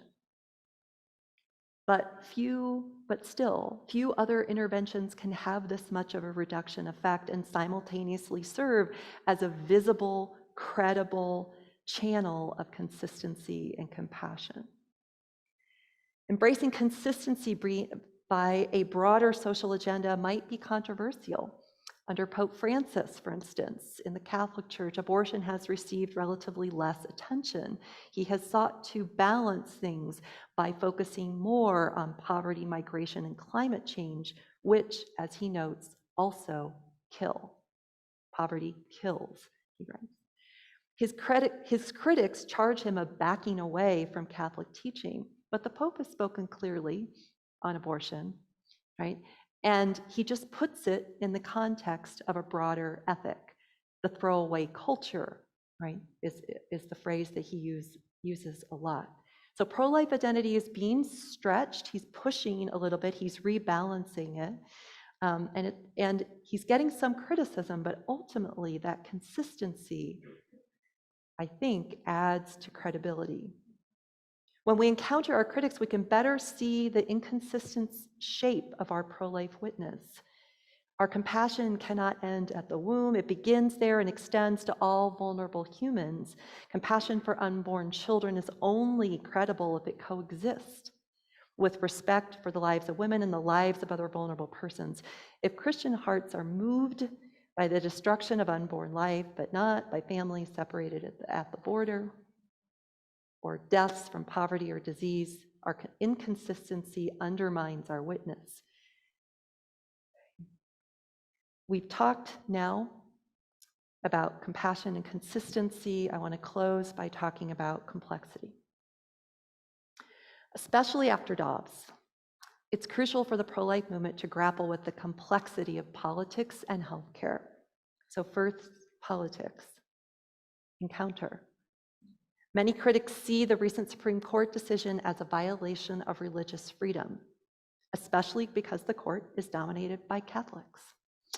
I spoke recently on a panel with a Jewish scholar and a Muslim scholar who charged that because of this decision, in some states, women in their faith traditions, which in their view allow abortion in the early stages of pregnancy, are no longer able to practice what their faith teaches. Christians need to be able to respond. While morality and politics are distinct, and we need to make this distinction in my view, Christians rightly claim that faith-based political advocacy is legitimate. It's too simple to say if faith motivates us, we're imposing our religion on others. And it seems clear that religious people disagree amongst ourselves about what faith requires with regard to abortion, as well as other social issues. Today, scholars of religion and politics argue that everyone has the right to approach politics with their true moral and religious commitments in hand. To do otherwise would be to pretend that our deepest beliefs didn't shape our sense of what justice requires, to think that religion was only private. Because we have compassion, we advocate for the rights of the vulnerable in a consistent way, and that sometimes means getting involved in politics. That's legitimate. We need to be able to articulate this rationale and to make sure we're giving others who advocate from differing starting points the same respect we request from them. But since the United States is a religiously pluralistic society, Christians can't expect the government to enact all of our vision of the good. It's not surprising that US policy differs profoundly from Christian understandings of what ethics requires. I don't expect in my lifetime to be ever able to vote for a candidate who holds all of the positions on social issues that I do. This doesn't mean giving up hope. Consensus changes. And history shows that some policies once deemed impossible are now broadly accepted. Still, it's with humility and realism that we continue to advocate for our vision of the common good, right? And also respect the right of others with different viewpoints to advocate for theirs. We can make these political virtues, I'll call them, of humility and realism more visible. What would that mean? Well, the US bishops allow, even the US bishops allow, that sometimes flawed laws exist and one might face imperfect attempts to overturn them, or proposals for imperfect solutions that might be steps on the way to what one actually wants. So a 15-week ban on abortion that allows over 90% of abortions to continue is far from perfect from a pro-life perspective, but it might be preferable. It is preferable to the status quo, and it might therefore be reasonable to support it in the recognition of the complexity of morality and politics. If complexity demands nuance there, it also requires Christians involved in political advocacy to acknowledge that abortion laws limit women's agency in profound ways. We have to say this. We have to admit that our tradition has not always acknowledged women's rights to self-determination. In the US, it was the feminist movement that had to push for women's suffrage, often against Christians, right? Although Christians were also involved in the feminist movement, right? They had to push for equality in education, for financial independence, for laws to protect women from violence and rape in their own homes. Women's agency has been restricted in problematic ways. Their bodily integrity has been ignored. To limit women's rights to terminate a pregnancy allows the law to place a unique burden on her without necessarily offering her any help. This is an undeniable part of the complexity of abortion law. Since the Supreme Court decision in Dobbs noted, the situation has changed, the political situation has changed, and we have to understand where we are. So now about half of all states, including mine and yours, have strongly reaffirmed abortion rights, and the other half are expected to limit or eliminate those rights. But right now, only 14 states have successfully passed bans or restrictions in the first trimester. Where abortion remains legal, many are welcoming women from restrictive states. I know we are in California. We are seeing what it's like to live with a patchwork of laws. With restrictions, many of us hoped and dreamed would come to pass. Encounter. Although good data is not yet available, and this is all preliminary, right? It's not clear that abortion rates are falling despite new restrictions. Why? Well, in most states with newly restrictive laws, there were fewer clinics and abortions to begin with, whereas in the states that have reaffirmed the right, they already had a lot of abortions and those continue. Second, medicalized abortion, which since 2020 has accounted for over 50% of abortions, and those are the ones that are in clinics, hospitals, and doctors' offices, not the ones at home, which aren't counted. Those are increasing, and so far, either not being targeted or escaping notice. It is not clear that the law will be able to stop them. Telemedicine, which grew during COVID, is allowing women to access abortion pills and receive pills by mail across state lines. Information is broadly available over the internet, so even women who live far from a clinic aren't without options.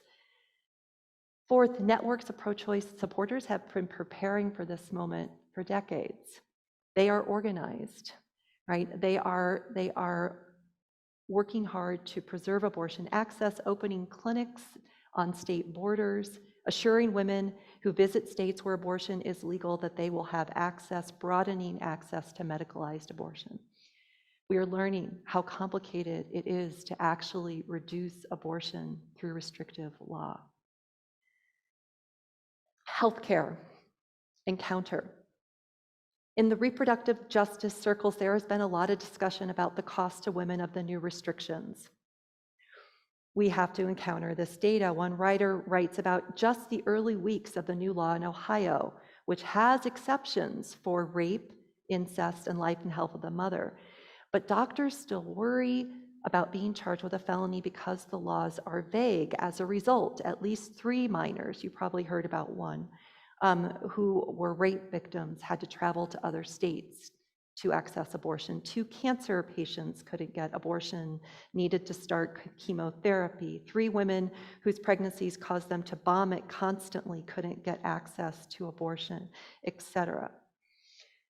Miscarriage and abortion overlap in ways that make providing women's health care in states with restrictive laws difficult. Women who miscarry often need an abortion procedure and are not always able to get one. And some have suffered pain and risk to health and life because of this. They wait much longer than necessary or are denied a procedure that they should, by rights, have access to. This is especially true for women who are Black, Latina, Indigenous, or poor, who are trusted less in these settings, the data shows us. All of this was no one's intention, but it has to be acknowledged as a part of our current reality. It's more complicated than many realize to restrict abortion, especially in the early weeks. It's not clear what the numbers are. I can't tell you what the percentage is. I can't get my hands on those figures yet. But healthcare workers are telling us that this is a problem and we need to listen. So what would it mean for the church to act out of compassion and consistency in this complex situation? I'll just highlight 4 things and we'll talk about them more in the Q&A. The first is that providing of economic and social support. It's all the more important now. It was important before, it's so important now. The US is so far behind other developed economies in having a care economy. Also, though, businesses can help by providing that same kind of economic support, but it costs a lot more to do that than it does to finance abortion access. Christian institutions, perhaps like this one, certainly like my own, also need to examine their own policies, asking if we are truly supportive of family. Personal support is also crucial. As I pointed out, if you really look deeply at the data on why women get abortions, it's economic and social, but it's also personal. Laws alone can't solve this. So if we need to figure out better ways of showing up for women on a personal level, right? We have to be able to imagine new ways of respectful accompaniment rather than leaving women to walk alone. I realize that many in this room are probably already involved in those efforts, but if women are still telling us that the reasons that they are accessing abortion is that they are without other options, then there is much, much more work to do. My third suggestion is more controversial, but I'll put it out here. Partnering with those concerned about women's health, regardless of their position on abortion, to ensure women's safety in abortion-restrictive states. Christians can't accept women's lives being placed in danger because laws are unclear or people are afraid. Can we acknowledge situations in which the new laws are getting in the way of miscarriage care and work to change that? Can we say that although abortion is not just healthcare, it is sometimes necessary healthcare, especially in situations of miscarriage, other extreme health situations? Finally, and perhaps most importantly, Christian communities can deepen their commitment to life by shaping themselves into more authentic and compassionate, life-welcoming communities through their practices. Stanley Hauerwas calls Christians to oppose abortion not primarily through law, but by focusing on becoming the sort of people who welcome children. Similarly, Joseph Kotba argues that Christians should engage in pro-child practices. He names child dedication, reflecting on the infancy narratives, children's worship, church daycare, and adoption. He also advocates, though, engaging in practices of empowering women. Think about those strong women who are having their babies in crisis pregnancies. So we should encourage in our churches women's leadership roles, perhaps using inclusive language, promoting strong women as role models in sermons and art. He allows that formation and practices of burden bearing will also be necessary to prepare Christians for situations in which carrying a pregnancy to term will be hard. These thinkers call us to form ourselves as compassionate communities that welcome children, empower women, and share the joys and burdens of caring for children.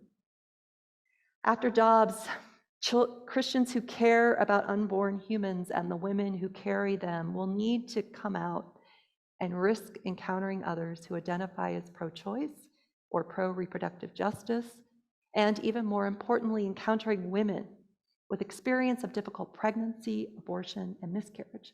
They will need to continue and improve upon the ongoing work of supporting both women and children. To be credible, their witness must visibly embody compassion, consistency, and complexity, instead of giving up to what Pope Francis called the temptation to build a culture of walls, to raise walls, walls in the heart, walls in the land, ending up slaves within the very walls we have built. We can build bridges. Thank you.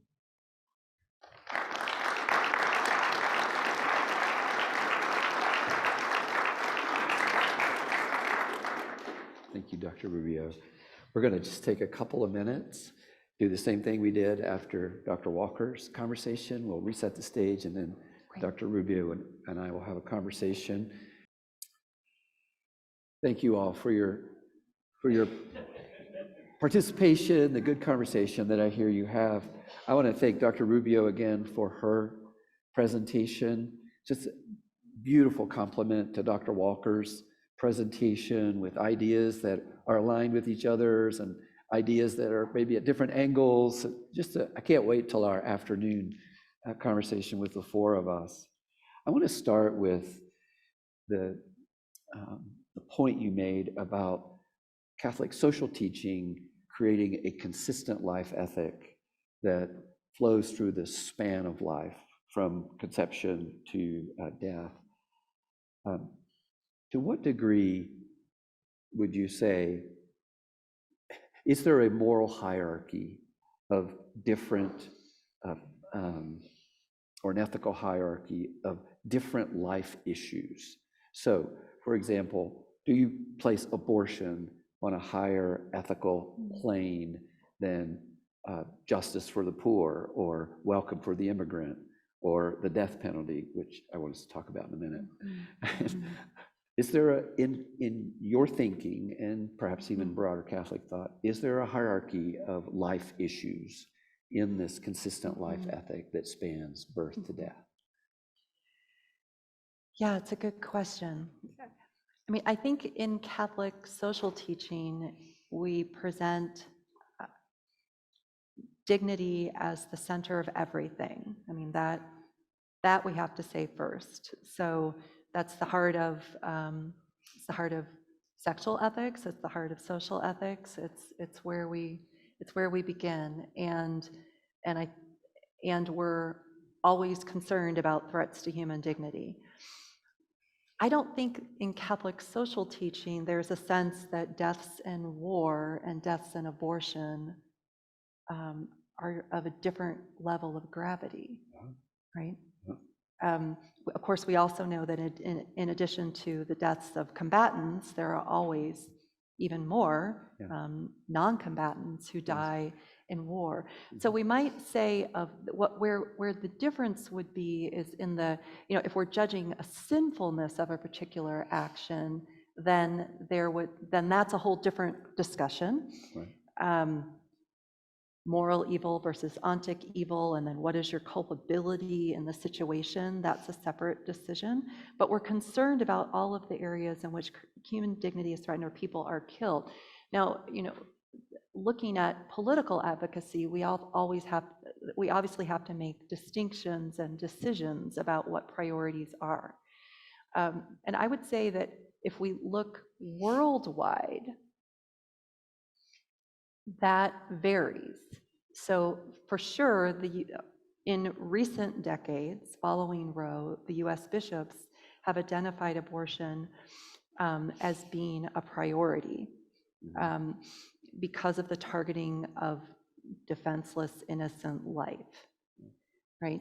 They haven't always done that. If you look back historically in the United States, and if we look around the world at different bishops' conferences, so at my school, we have our student body is international, so we have students from Africa, lots of countries in Africa, India, Latin America, et cetera.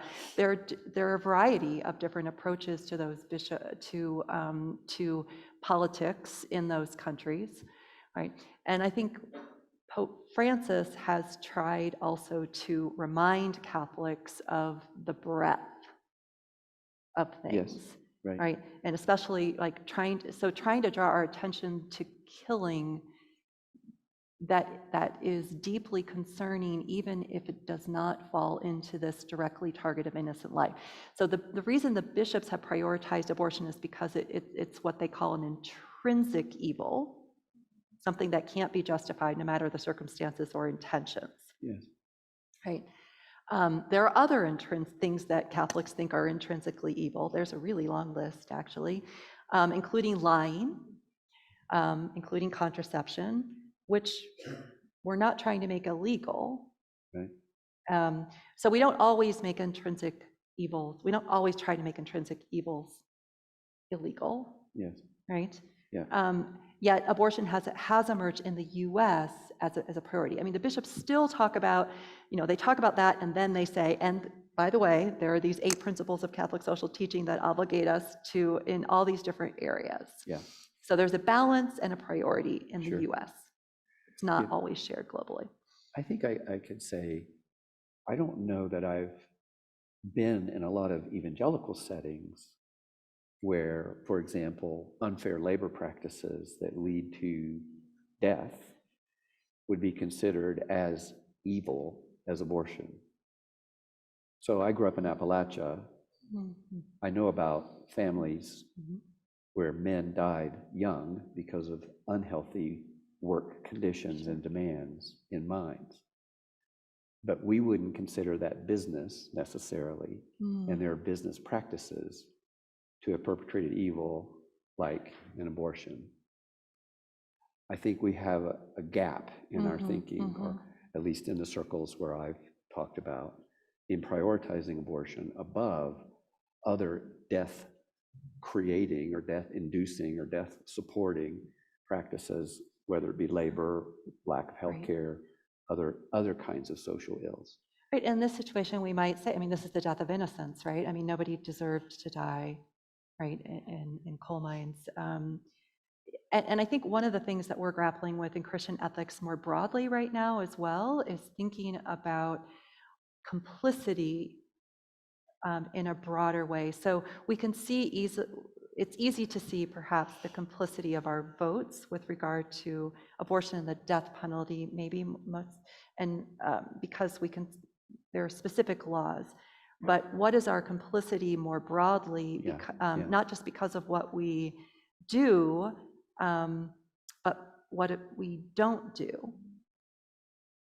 And so we confess, as you do, right? We do. What we have done, what we have failed to do. These At are all least we say sins. we do. Right. Right. And so I think Christian ethicists have really been focusing in recent decades on what about that, what we have failed to do? And what about, could that be the, if we really think it through, a really uninvestigated area of responsibility for deaths? Yes. How do you think pro-life rhetoric, argument, moral arguments, political language, what is it about pro-life rhetoric, both in academic and political spheres, that contributes to the view that pro-lifers, if I can say it that way, are primarily concerned about controlling sexual behavior and women in general, a more patriarchal view of women? Well, I do think the skepticism about the fetus is one part of it. I don't know if people saw this week, but the Guardian ran a story with photos. See this? So they ran stories that purported to be of a fetus early in development that looked like nothing. And so many people in my networks are tweeting, see, pro-lifers these photos are deceptive, right? And pro-life people are like, this is intentionally deceptive. This is not true. Yes, right. But very credible people are saying that really there's nothing here. So there's this absolute, I feel like we have to somehow get medical experts, scientists in the room together to talk publicly about this, so at least we can be, what does the fetus at 6 or 8 weeks look like? Can we all get on the same, that seems like a really easy thing we should be able to get on the same page about, but we are not. Fascinating. We are not. So that's a part of it. So then the idea, I mean, the idea that you could care about, you're maybe deceived. And I often hear people saying, I believe that people sincerely believe this. But it's not a credible belief. Right. It's not a credible, so it must be something else. And then in terms of feminist thinking on abortion, the understanding is it's of a piece with a broader desire to control women's sexuality. I think it's important for us to look at that history and understand that there's an element of truth in this idea that women's agency has not been respected. Mm-hmm. But then to be able to, and when we don't do that, when we aren't engaged in with feminist thought, we are suspect. Yeah. Right? When we can't acknowledge this as an issue. But then if we can say, yes, there have been these problems, Christians in some ways have contributed to those problems, and yet this issue is distinct.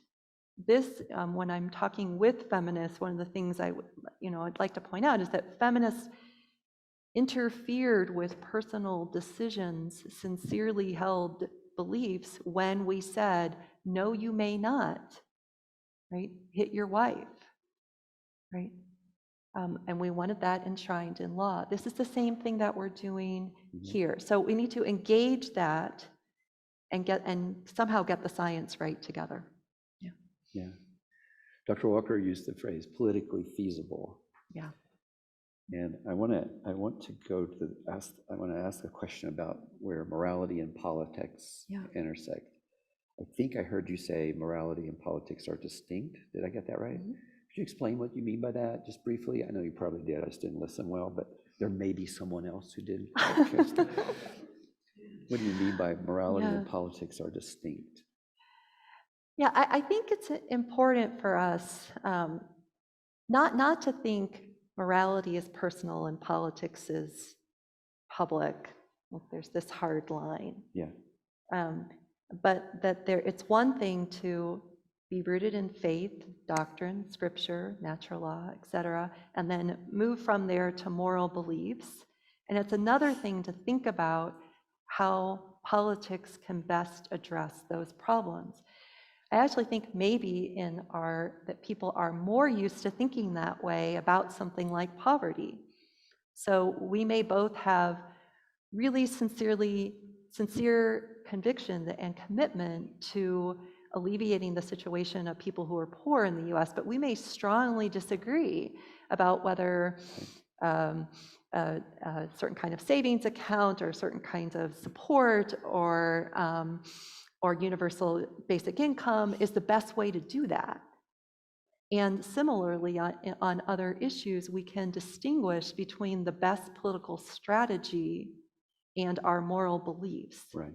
Right? So this is why I think that sometimes in the pro-life movement, we have undersold, underemphasized the potential of social and economic supports to do the work that we want to be done on abortion, and maybe oversold. I'm not sure. I'm really, I'm watching what's happening with Dobbs, and I've been somewhat skeptical when pro-choice friends have said the numbers are just not going to change at all. I'm like, come on, they have to change some.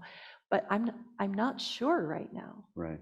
And especially if we're counting medicalized abortion, what does that mean? Right? That means we've got a whole lot of other work to do. Right. So we have to think, the bishops use a phrase, politics as the art of the possible. Right? And I don't think that means being cynical about politics, but it does mean being realistic. How can you not be cynical about politics? Well, that too. That too. I have to say, I was a political science major, but I moved over to theology. Yeah. Does participation in a democratic system, particularly in a pluralistic and secular society, demand compromise when it comes to vote in the area of abortion? I think participation in politics demands compromise in every area. I just, yeah, and I think when I was younger, maybe I had hope of less compromise. And I see my own sons were most excited about candidates where they saw what they perceived to be true idealism, right? True idealism and not compromise, which is boring. And not something, do you want to go door to door for compromise? Yeah.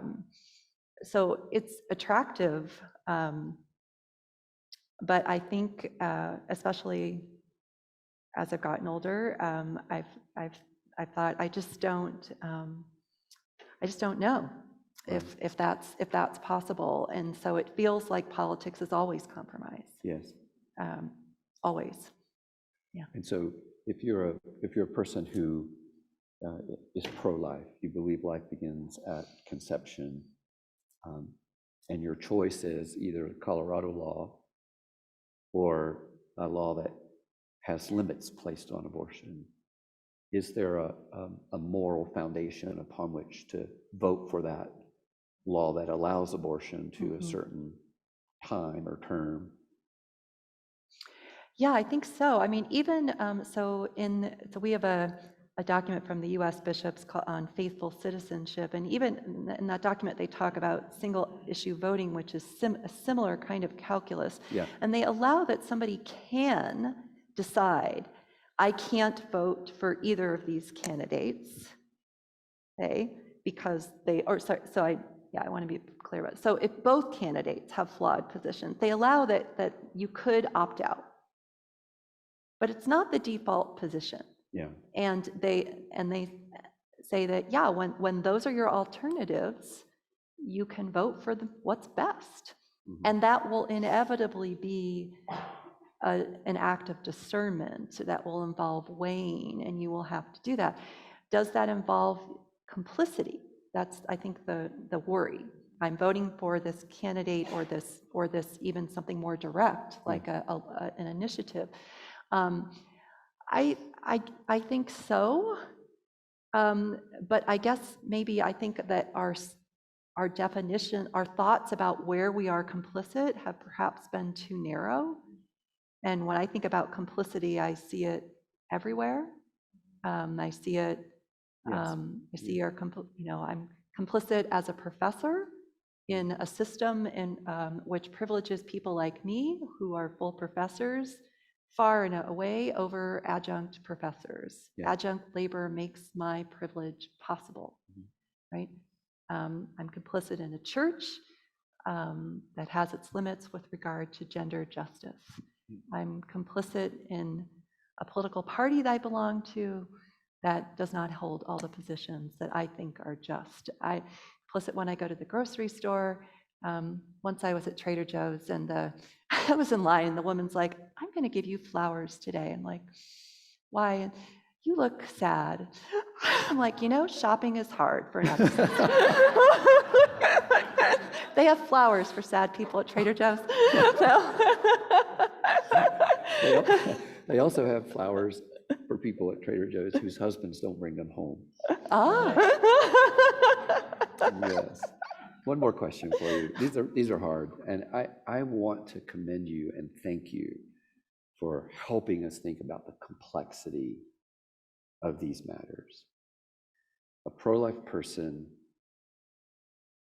has an opportunity to vote for a candidate who shares their view of abortion, but is on record as opposing labor laws, healthcare access, and other issues of life. How do we vote? This is where I get to say I'm a theologian, right? Right. Yeah. I'll say it another way. That's where that hierarchy of moral Yeah. issues comes in. What's my other option? I don't know. There is obviously not voting as an option. And I do think there were, in the evangelical arena, there have been, and certainly most recently definitely was, a moral conundrum of voting for someone who was promising certain things on the pro-life side related to the court, and whose other positions and moral life was absolutely reprehensible. Right? So we had to create a hierarchy of trying to decide from a moral perspective, right? Right. So is there a hierarchy of moral positions? Does abortion trump bad word. Is abortion preeminent in the way we address public life? In my view, voting is much more complicated than that, I guess, because I'm thinking not just about what does the candidate, well, I am thinking about what does the candidate promise. Yeah. I'm also thinking what has been the candidate's voting record. Yeah. Right. I'm also thinking about what is possible. Yes. So if a candidate promises something that sounds really wonderful, if it were to come to pass, but really has no capability of bringing that about, I can't weigh that the same way that I would the thing that she does have the capability to bring about, Right. right? And all of that obviously involves projection, right? Prudence, right?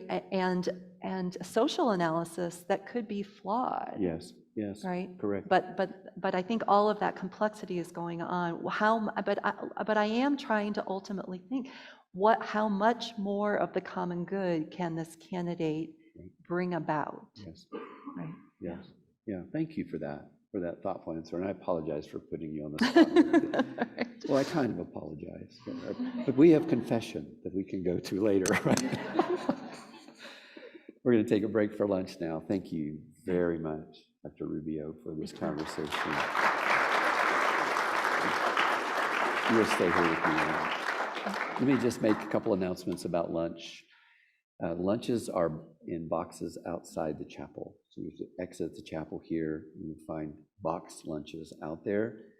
Protein salad, there's an option called protein salad. It's both gluten and dairy-free. The cookies are not gluten-free. Now that's a moral problem right there. Cookies and drinks are going to be available over here in what's called the servery for your lunch. Restrooms outside to the right and left.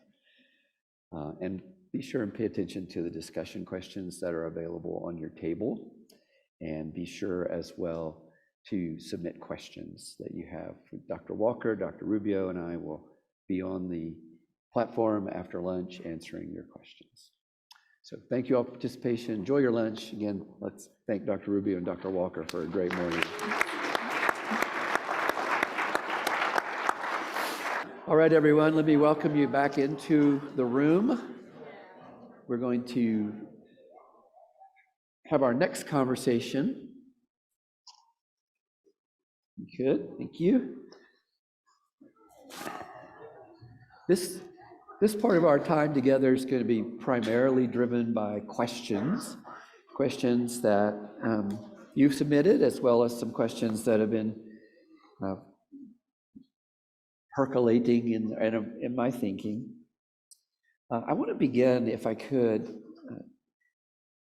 as you listen to one another make your presentations, what do you think where are some areas where you would like, I'm going to start over. Where are some areas where you found surprising convergence and agreement?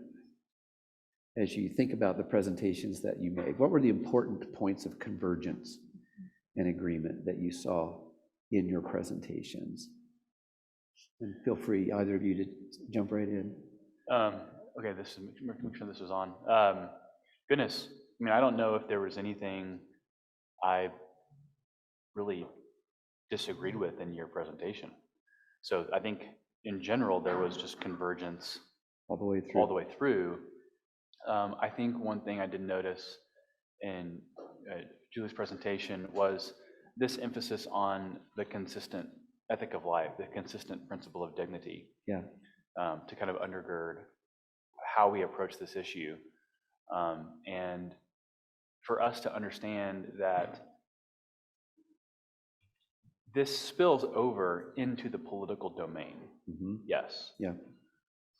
But one thing I find that I have to do in my context with kind of these hot button issues is to remind people to not allow politics to pollute what are first and primarily, I would say, moral issues. Yeah. And so I think given she and I's foundations in ethics, you know, our first instinct, and I teach public theology at my institution. I believe you do as well, Julie. And I follow the political cycle very closely, but the fact that we both kind of immediately went to the moral principles. Yes. You began with compassion. I know it was consistency and then complexity. In my talk, I felt like there was beginning from that principle of dignity, which extends to that principle of consistency, Yes. which I tried to bring out in concerns I have about kind of the burgeoning euthanasia movement. Yes. So, no, I think there was tremendous convergence. Yeah. Some observations, Julie, as well. Yeah, I was thinking that maybe my my framework would be more dignity and rights focused, and yours would be more scripture based, right? Right?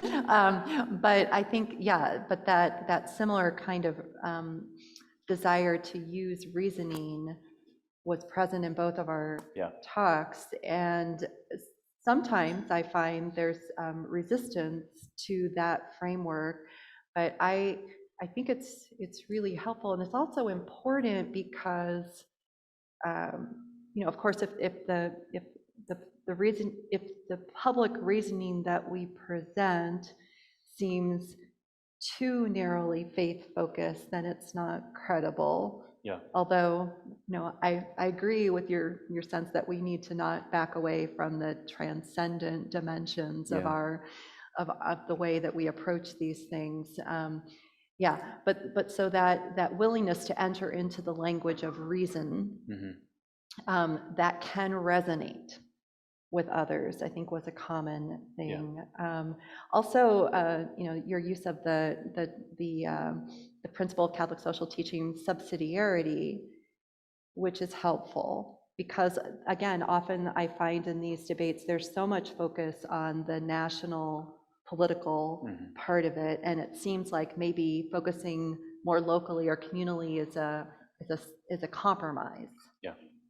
Whereas, I don't see it that way.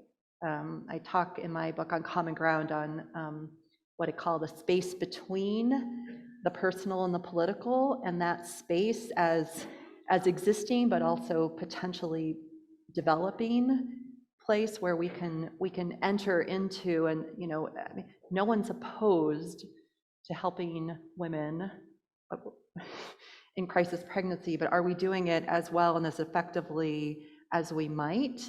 And could we even do it with people we disagree with on other issues?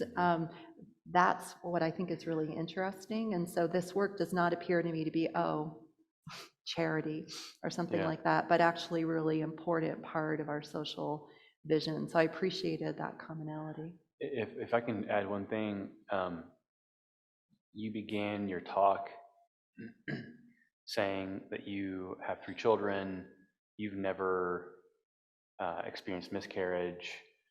Basically, you're in that subset of the population who's had really peaceful, wonderful pregnancies, it sounds like. It was so fascinating with that. And then you got into discussing the role of lostness in the terms of having lost people who even might report being pro-choice, still having a sense of lostness. And I thought what struck me in that moment was my wife and I have had 2 miscarriages. And I was struck by, this is fascinating. You're the woman, you've carried the children, you haven't experienced the miscarriage. I'm a male, I didn't carry the child, obviously, but I've experienced the miscarriage. Sure. So I felt like there was this kind of full circle understanding. Now, if my wife were here, she would be having a different perspective as the woman who lost 2 children in miscarriage. Yeah. But I'm sure that I might bring that up later as we go as well, but I was struck by those initial comments. What do you think is the church's, how does the church's messaging about abortion contribute to or address in a positive way healing from an abortion or from a miscarriage? What's the messaging of the church, and how can it contribute to those 2 recoveries? Healing from abortion, healing from miscarriage. I see, we definitely have healing ministries. they don't seem foregrounded to me, but miscarriage seems just like an inexplicable gap. Yes. There are exceptions, there are churches, there are dioceses that do this well, but on the whole, there isn't a space. There's no official, and we have official for everything, but no official liturgy, right? No prayer that you always pray, and this I think this is what I appreciate about my tradition is we have a ritual for almost everything. It's in the prayer book, and it's not in there. And there are things that can be used, but there's no obvious thing to do at a time when you need a thing to do. You need to not be making this up on your own. Right. And so that seems like, and there's no protocol around funeral or burial. So this seems like a place where first of all, we're not ministering as well as we could be. We're not providing the healing that people need. And we're not recognizing this as loss, in a way that is just puzzling. Yes. Right? Just puzzling. And for me, this is why I chose to write the chapter of my book on Catholicism and feminism, considering these experiences of pregnancy, miscarriage, and abortion together, thinking that we find ourselves so far apart, but if we started from experience, and especially, could we think together at least a little bit, right? So yeah, I don't think that the messaging that could be there is present yet. Does consistent pro-life advocacy in churches and pro-life preaching add to the difficulty for a woman in recovering from an abortion? Can you say more about why it might? You killed a baby. So, I'll answer that. Can I go back to the miscarriage thing? Sure. Because I at least in an evangelical context, I still feel as though it is, to what Julie said, evangelicals don't know what to do with it. When my wife and I experienced our first miscarriage in 2013, told a few people, word got out, and a lot of people contacted us who we never knew had miscarriages. Right. And it's profoundly routine, it seems to me. I don't know the exact statistics, but miscarriage happens very frequently, which says to me, okay, then there is a subset of the population in the church who the church has, I don't think intentionally neglected, but never really done a lot of diligent work here. Right. And it's a real lost life. Yes. I will find myself, I know that my wife thinks about our two children lost through miscarriage every single day. I know that I admittedly, I don't think about that every single day, but I have these moments, and this is just maybe me being weird, so bear with me, but I'll have these moments where, like, when you look at your child and you notice like the peculiarities of your child, and you think, I'll have these moments where I'll think, man, I wonder what the peculiarities of that child would look like. Sure. Because I'm trying to ascribe real essence and personhood to them, even in their loss. Yes. And the belief that I do believe that the Lord is the judge of the earth, and he does what is right, and I believe he welcomes all of those children to himself. To your other question about how does the gospel work in this situation, we can't pave over or deny the nature of the moral event that transpired. Right. One of the things that we know from reading the literature is even if people are not theists, women still report incredible amounts of guilt on the whole, it seems, from what I understand. And kind of, I think I view this in a spiritual warfare sense where, before the abortion, I feel like the principalities and powers want to deceive you into believing that what you're about to do is not that significant. So if you go through with the abortion, you'll really be okay. And then I think after the abortion, the nature of the principalities and powers is to accuse, is to make the conscience feel as though they've violated a moral law, they owe a cosmic debt. And that's where, this is the beauty of the gospel. Right. It is the gospel for all people. That's right. And so we need to be able to say with profound compassion and mercy and grace, if you find yourself being a woman who's had an abortion, the cross is here for you. And I don't mean to oversimplify that, but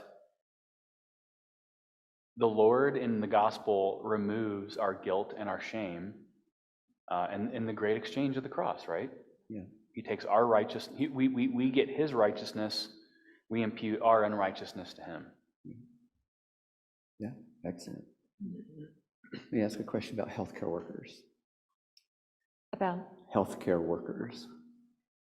So if someone is is a believer and believes in the dignity of life, but finds themselves in a scenario through their job that they either have to, in a secondary way or perhaps even in a primary way, assist an abortion.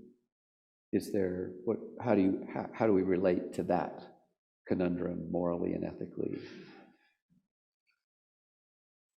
Yeah, so in the Catholic tradition, we have this framework called cooperation with evil that goes back to what used to be called the manuals of moral theology they were originally created to help confessors or priests in the confessional determine, like when somebody came to them, was this a sin? How bad a sin was it? That kind of thing. And then they became the textbooks for the way that we teach moral theology or ethics. So this framework is developed, cooperation with evil. And so there's a whole way, a helpful framework, I think, for helping us think about when is our cooperation with something that we perceive to be evil morally problematic, and when is it not? Right. And there definitely, first of all, is a sense that sometimes we are going to be involved in cooperation if we go outside our houses occasionally. That there's an inevitable material cooperation despite our intentions. This is why shopping is hard, right? So while that's there are certainly times at which our cooperation is not justified, and so how do we discern that? So in the language of the tradition gives us questions to ask, like, is my cooperation necessary for the act to occur, or will somebody else just come and do the same thing? Certainly it can't be intentional, then it would not be right. How far removed am I from the act in question? Is my job necessary to my livelihood? Have I voiced my opposition? So there are other kinds of questions I can ask, but it's not like a math problem.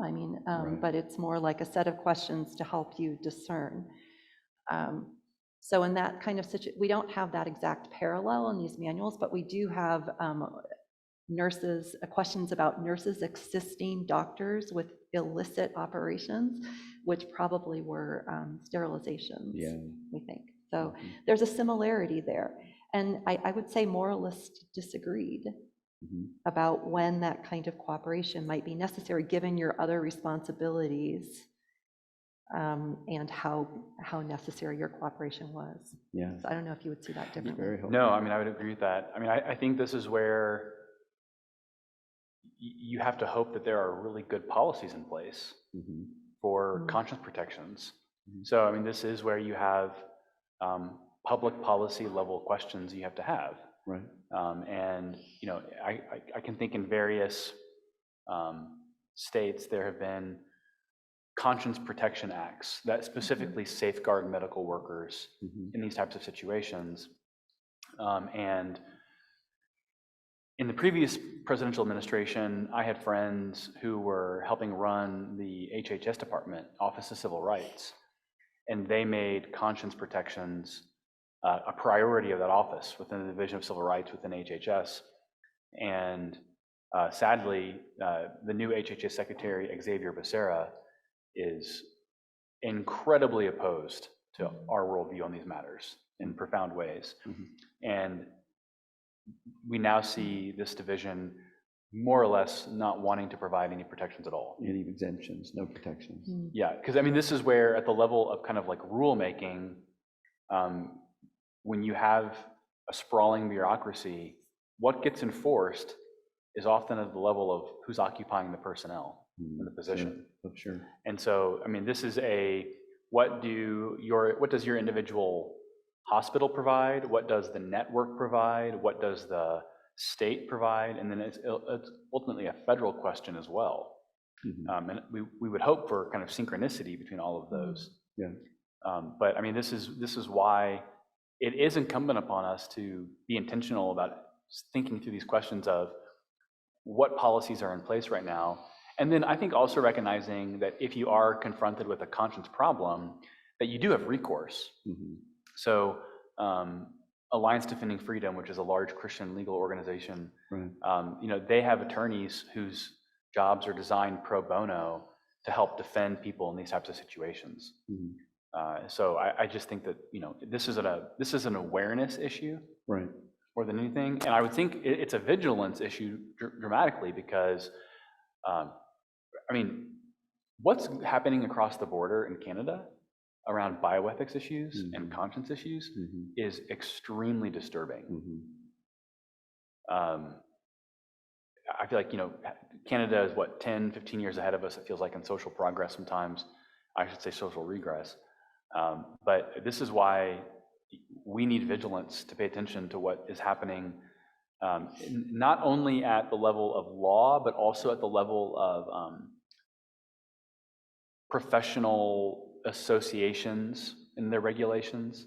So like what the American Medical Association says, American Psychiatric Associations, all of those professional that's the word I'm looking for, credentializing institutions. Right. American Bar Association. Right. These are extremely kind of crucible areas to pay attention to. Yeah. I think one of the challenges we face, Andrew, is in evangelical circles, I'm not sure we pay enough attention to developing more nuanced ethical and moral decision making, right? So on the one hand, yes, pay attention to those who are in policy and are going to be making policy. On the other hand, how do we educate our congregants, our brothers and sisters, to make moral decisions in this arena when all of the legal structures are opposed to their position? Because that's the world we are trajectorying toward. In other words, there's very little evidence that secularization in the United States is going to regress. Very much evidence that we will continue to find ourselves in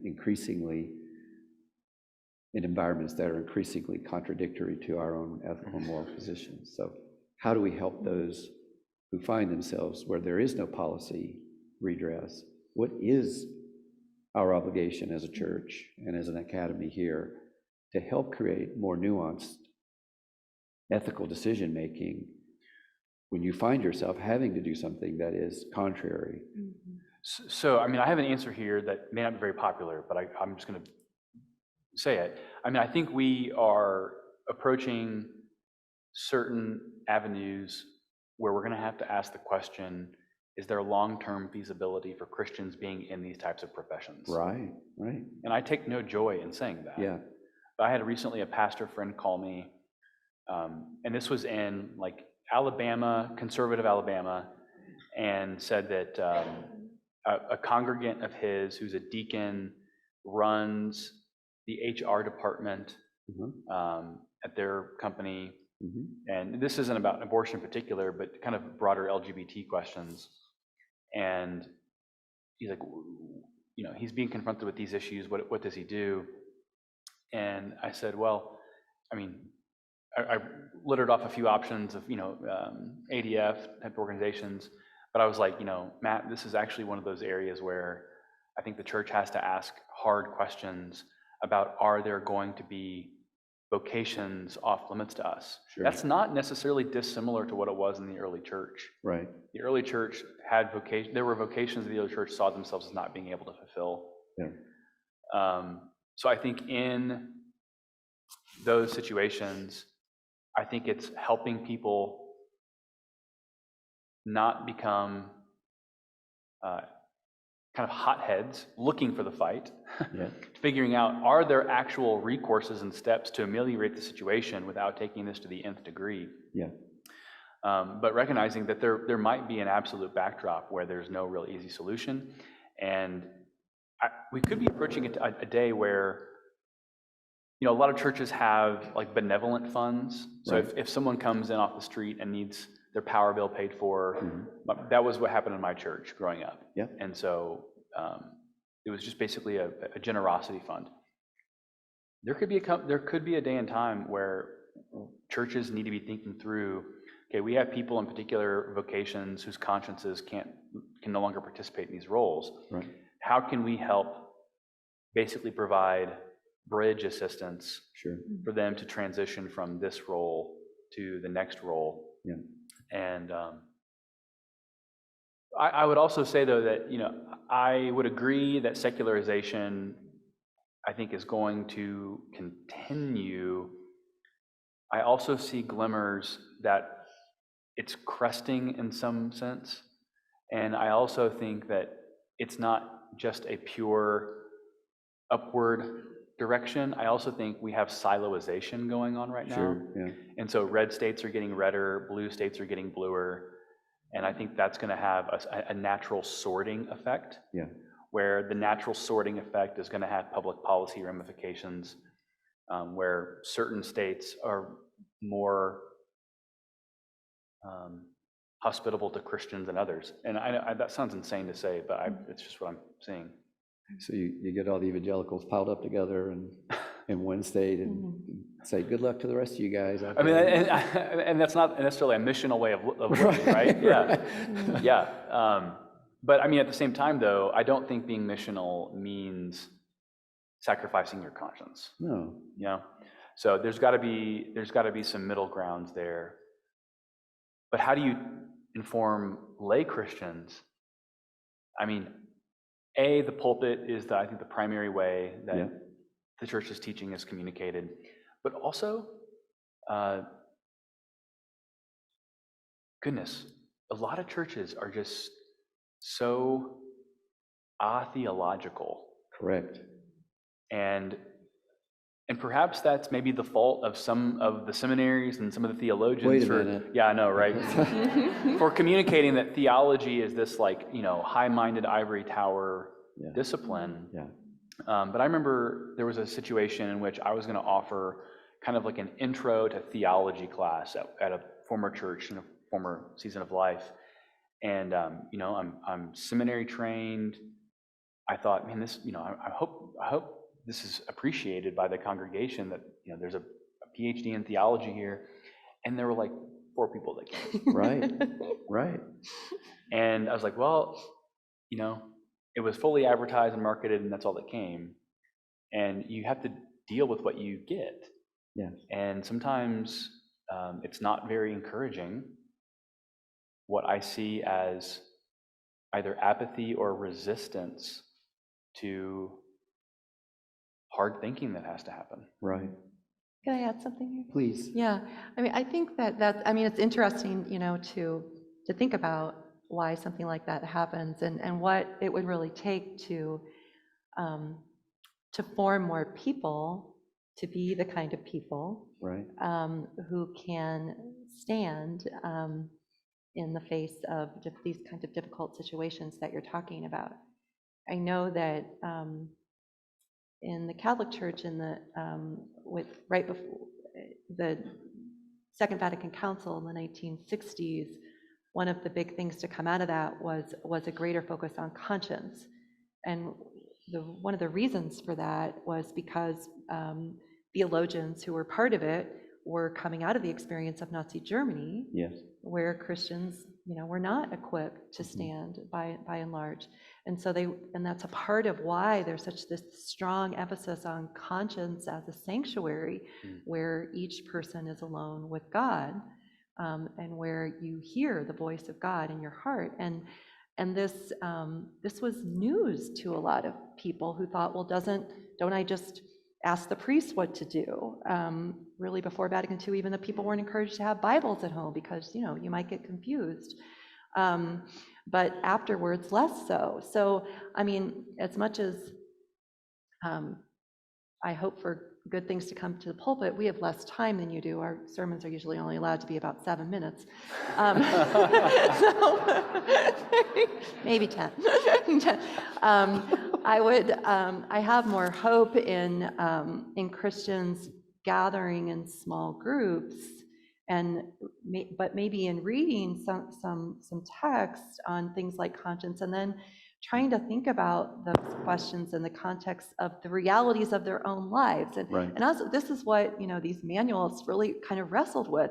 The nurse is in the situation where she's supposed to hand these instruments to the doctor. She doesn't agree with what he's doing, Yes. but she also needs her job, right? I mean, so it's not a pure, it's not a pure world. It's not, these questions need not only courage, Yes. but prudence, right? Indeed. And so how to develop those muscles in us. I mean, I think that will require, I think, consciousness raising, and the mutual formation that can happen among Christians as they tell stories of difficulties and also times when they have stood up anyway. Well, I'm going to transition to questions that were submitted. Great. Because the three of us could nerd out on this for a long time, right? Thank you all for being patient. Yeah. Is there a moral difference for women seeking abortion in the case of rape or incest? Yeah, I mean, obviously, difficult question. On the one hand, the end of the act is the same, right? The child's life is ended, but the circumstances are very different. So in Catholic ethics, we talk about the end, the circumstance, and the intention, right? So can it be different? According in magisterial teaching, as we say, in official Catholic teaching, there's not a moral difference, which is why, we treat these cases the same, although the culpability question is certainly distinct, right? So there's the act, and then there's the person. I think there has been some there is interesting theological thinking, though, on how these cases might be different. I was actually talking to a Jewish friend last night, a friend from college. He was saying they had a similar kind of thing in Jewish theological reasoning. But if we see, for instance, if we enlarge our understanding of self-defense, sometimes people are like, well, I mean, the fetus is not an attacker, and of course that's not true, but there's a more kind of technical way of thinking about that. Not that there's any obvious intentional attacking, but it's a situation in which one's life is threatened in a particularly difficult way. And so we might be able, some theologians think, to be able to imagine these situations somewhat differently, and at the very least see women who elect to carry these pregnancies as doing something heroic rather than obligatory, possibly. I've also been interested, though, in the data, again, from Guttmacher suggests that even in those kinds of hard cases, often women still cite multiple reasons. So it's not just that, but it's also these other reasons. Other life circumstance Right, factors. exactly. Which suggests that maybe there is nuance there that we're missing when we just sort of abstract Yeah. these issues. Certainly, it seems to me that we need to have room for considering that although our faith can be a rationale can be given for faith that is in us, there are parts of our faith that are much more difficult, and it may be in those areas where compromise in the law is necessary. Interesting. Yeah. Interesting. Thank you for that. I mean, I echo what she says. A couple things, and this is not at all, I mean, to make light of the moral egregiousness of the circumstances, as to show, as though I'm communicating a lack of compassion or concern. I think one thing to take in consideration is the testimonies of those who have been born as a result of these circumstances. And their testimonies are fully available, and they would tell you, we're glad we're alive. We had that same right to life. And I think that gets back to another kind of culpability principle, is that the child isn't culpable for having done something that, they didn't set the context for their conception. Right. And again, I want to emphasize compassion and mercy in this conversation, but I think the underlying moral principles that Julie mentions are correct, that the end result is all the same as far as terminating a human life. Yes.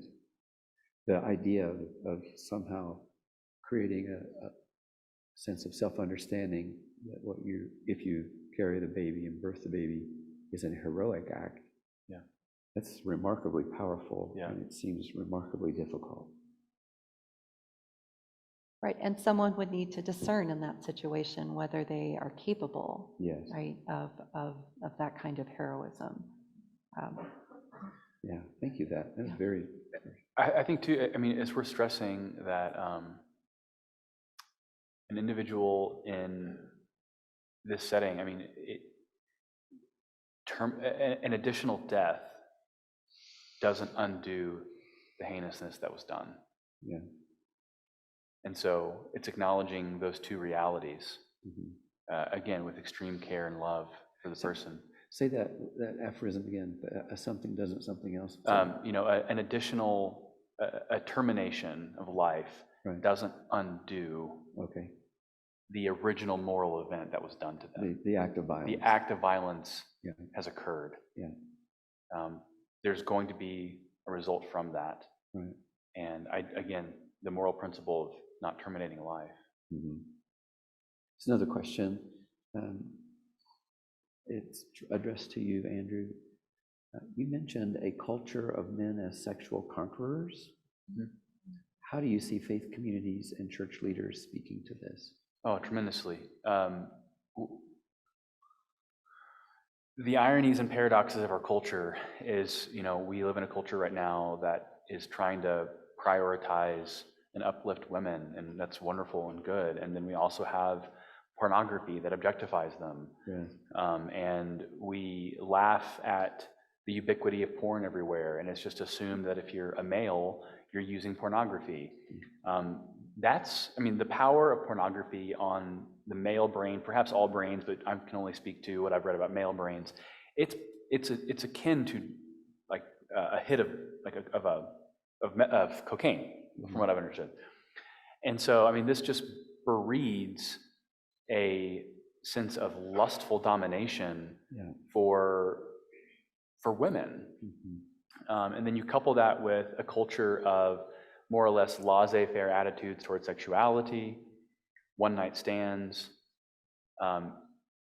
We have a culture that has been bred to the very worst elements of male instinct. remember a few years ago, I think it was Esquire or Vogue, did a long form piece of journalism on the use of Tinder in downtown Manhattan. And I couldn't believe that this got published because it was basically an apologetic for why Christian sexual ethics are the way to go. Because you have these young 20-somethings with disposable income, and particularly it was the piece was focusing on the women in this story because they're all hooking up, but the women find that men are incapable of forming long-lasting relationships because they're just looking for the next sexual conquest. Sure. And so I think, man, this is where the church has tremendous opportunity to train or to teach the truth of sexuality in general, but to train men to be men. A part of being a man is safeguarding and caring for the weaker vessel the Apostle Paul talks about, not trying to dominate and objectify. This means, this speaks to the other kind of epidemic we have of just kind of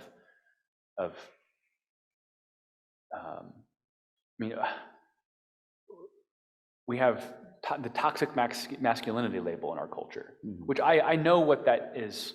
I know what that means. I believe that there are toxic expressions of masculinity, sure. But imagine if you're like a 20-year-old who doesn't have a father, and you're told that your male libido is simultaneously should be unencumbered, and also your existence is the cause of so much problem in society, those conflicting messages, and if you don't know how to channel how God made you, that is a pathway for self-destruction. This is one of the reasons, the whole notion that sociologists refer to as incels.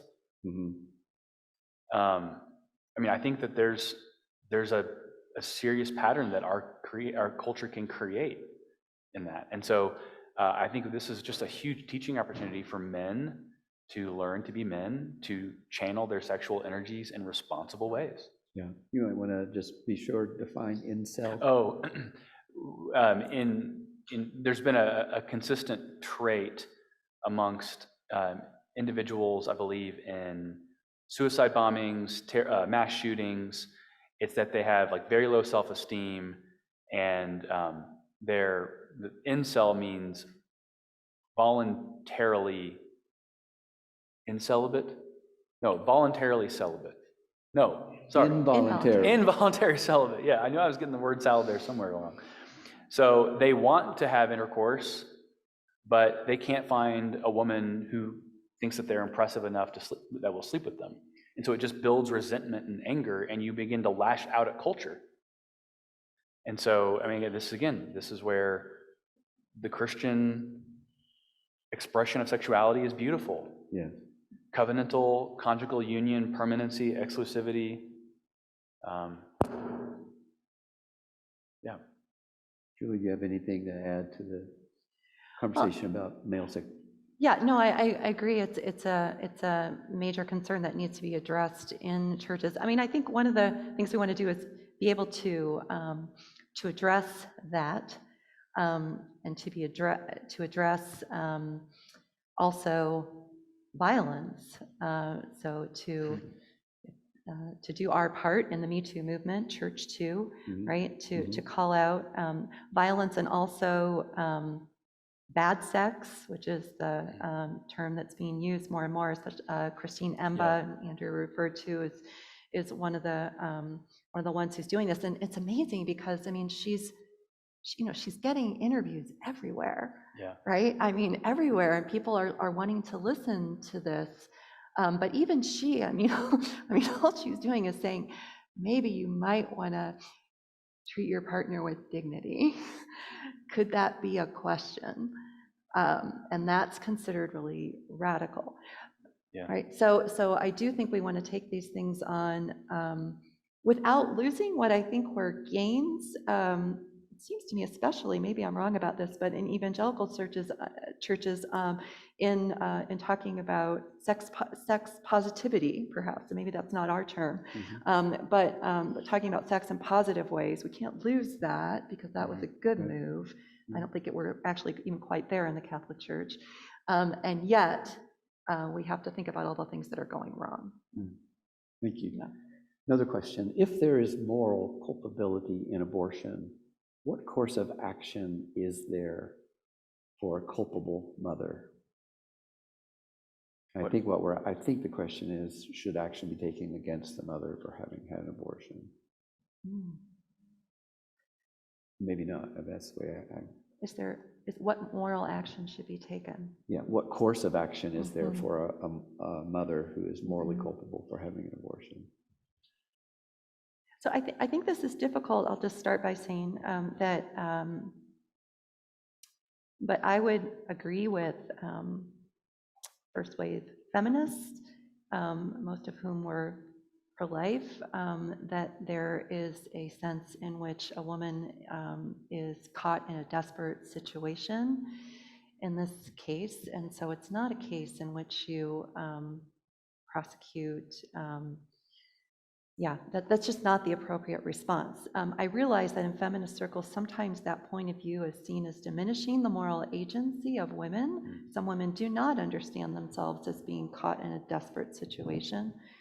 But I suppose they're not, I just don't know how it would be helpful to prosecute them legally or in some other way. It just seems like here we have to be prudent in terms of how do we deal with this particular situation in which there is oppression and constraint, fear, desperation that is very often part of the situation. It's different than other kinds of violations. Can there be conversations about when someone comes forward wanting to own culpability? Sure. But is that something we'd want to proactively offer? I don't think so. I would want to maybe ask the question, could there ever be circumstances that some degree of legal culpability could be justified? Yeah. I think potentially there could be. I mean, I think of, and again, this is dependent on context-specific, fact-specific circumstances that the law would need to clearly delineate out, rather than in some just blanket principle, you have an abortion, you're going to jail. I think a blanket principle like that is unhelpful. But is what? Is unhelpful. Unhelpful. But in situations where, I mean, we know of stories where, individuals kind of callously disregard the unborn child and have had 2 and 3 abortions. I think moral offense there is completely different than if it's a 17-year-old who thinks, I can't go to college next year if I have a baby, so I'm going to have an abortion. I think there's just so many sets of criteria and qualifications that you need to evaluate. So you would see, for example, in those 2 cases, there's still the same moral issue of a life taken. Yeah. But in terms of the application of law or justice-related A person could not behaviors, have full informed consent, that, the child inside of them they could be misinformed, that it's not really a fully living child. That's true. Yeah. And then what about in the church? What's the for a woman who's had abortion, should there be some type of action taken, or should there be some type of, because that's what the question says. I'm having a hard time figuring out exactly. In our circles, I can't think of something. I don't know in Catholic circles if there is. I mean, I think it's a question of, is there a spirit of repentance? Yes. That we shouldn't focus on abortion on this. Any sin, right, where it's done kind of publicly, stubbornly, consistently, although I know abortion's a one-time thing, technically speaking. What are the fruits of repentance that are there? Yeah. If there's the fruits of repentance, then that person should absolutely be received lovingly into the arms of the church. Yeah.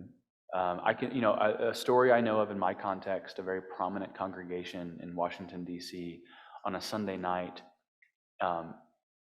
implemented church discipline against a man in the church who was refusing to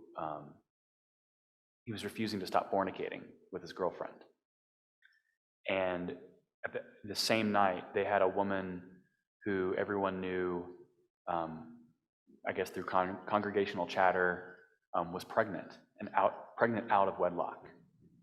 And the pastors confronted the situation and said, we have this woman who's pregnant in our church.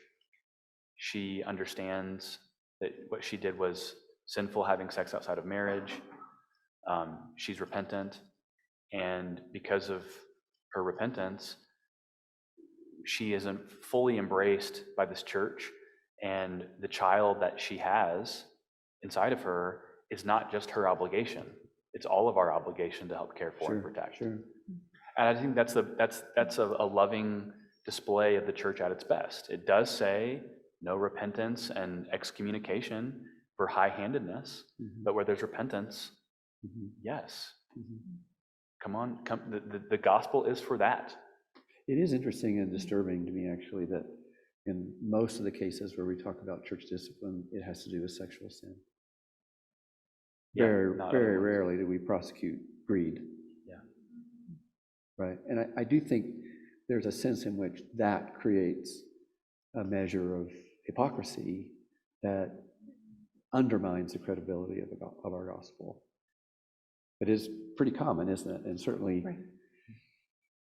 I think the difficulty is that we've thought maybe more about how abortion could be, and this term has a technical definition, a scandal, but we haven't thought as much about how other sins can be scandalous and how our failure to call them out yes, is also scandalous, Yeah. in the sense of the church not doing so is leading other people to sin, yes, to keep engaging in this sin, yes, all that. So I would worry that it's too easy for us to see this Right. particular sin, and not easy to see where others of us are complicit in evil, even evil leading to death.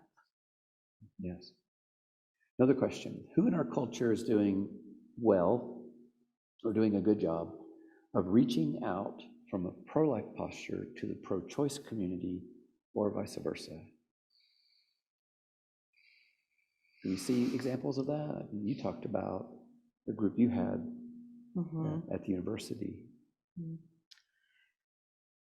I don't see too many examples of that. I have a few friends who are kind of committed sort of to intellectual debate, but it's hard. I even find myself it's difficult for me to get the information I want because my networks are limited, and I might be suspect in certain areas. But yeah, so I'm not sure who's doing a good job at that right now. Or there are some, I guess there are some feminist theologians who I know are trying to ask those questions, or to learn from, especially the reproductive justice movement, which is focused more on, at least is focused on, started by women of color, and women having the situations that allow them to carry their babies to term, but as well as to terminate pregnancies, but trying to understand what those movements are about and see if there's if there's room for dialogue, if there's room for collaboration. Yeah. But in general, I think it's difficult. Yeah. Maybe more difficult now than before. Maybe more difficult now. Did I hear you say that at the Yeah. end? Is that because of the political The divisions just seem deeper Posture, to yeah. me. Mhm. I mean, I was going to speak just to that point, and this isn't to excuse a lack of civil fraternity amongst various groups, but I mean, the conversation in America around abortion has shifted dramatically Hmm. in the last 25 and 30 years. President Clinton runs on safe, legal, and rare, where there's still some type of stigma around abortion at that point. Hmm. To, as Julie mentioned, you now have the Shout Your Abortion movement, the Shout Your Abortion movement, I'm sure Okay. you heard me, Mhm. that does not want there to be any stigma whatsoever. And so I think that shows that, I mean, in the 90s, we might have been kind of like aligned like this. Yeah. I think we've just had further and further a chasm Yeah. pop up, and the moral starkness of the competing worldviews Mhm. really, really displayed. Mhm. And so, yeah, I don't like saying this out loud, but I don't know of people Yeah. who are broaching these two camps. But yet there is common ground. There still are those desires for the well-being of the mother, right? The well-being of the woman carrying the baby. There are. I mean, I think for me, what the lead I'm trying to follow is other, especially women, who are really willing to enter into the complexities of, especially, I mean, knowing that women, this is mostly women living in poverty, or low-income women who are turning to abortion at this point in time, knowing the disparities by race, by education. We have to try to understand these structures. Yeah. And then we have to understand the healthcare systems as well and how they're not serving. And I don't know that we've always been willing to enter into those questions. I think maybe in the pro-life movement, we've done a good job with some individuals, Yeah. but I'm not sure we've done as well with structures. And really trying to talk to people who are on the front lines here and trying to learn what they have to tell us. And also be able to take the fact that they may not receive us well. Yeah. That's a good point. Yeah. And you might know this better than me. I would be interested to know when the language of reproductive justice came into the vernacular, because I think that is illustrative of the worldview divisions here. If you are attaching justice to something, you're giving preeminency to that, meaning it's something that is owed to you as a moral good. Yeah. And so I think that means where you have differing concepts of justice, that is more or less, I think, the breeding ground for where major ideological division is going to be bred. So I remember in your presentation, you talked about justice as a moral foundation, justice for the unborn. Yeah. Is there a different concept of justice in the language of reproductive justice and justice for the unborn? Is there a different concept of justice there? So, that's a good question. Well, good. Yeah. I mean, I think the justice behind reproductive justice, and I'd be interested to get your feedback, I think that understanding of justice would be one based on bodily integrity and bodily autonomy as the grounds of justice, whereas the pro-life position grounds an understanding of justice in the moral good of life. I mean, what justice is facilitating access to moral goods that are owed to persons. Yeah. So the moral goods in competition are the moral good to life versus the moral good of self-autonomy and bodily integrity. Okay. So I think the reproductive justice movement is actually broader than that, though. So because it was started by women of color, and so the starting point is more, there's a whole history here of women not being able to control their own bodies because they were being raped by the people who purported to own them, and by their employers, and forced to carry other people's children, forced to be separated from their own children, not able to raise them, forced to provide care for other people's children and then not raise their own, shamed, with welfare reform and other stories about welfare queens, et cetera, shamed for having children.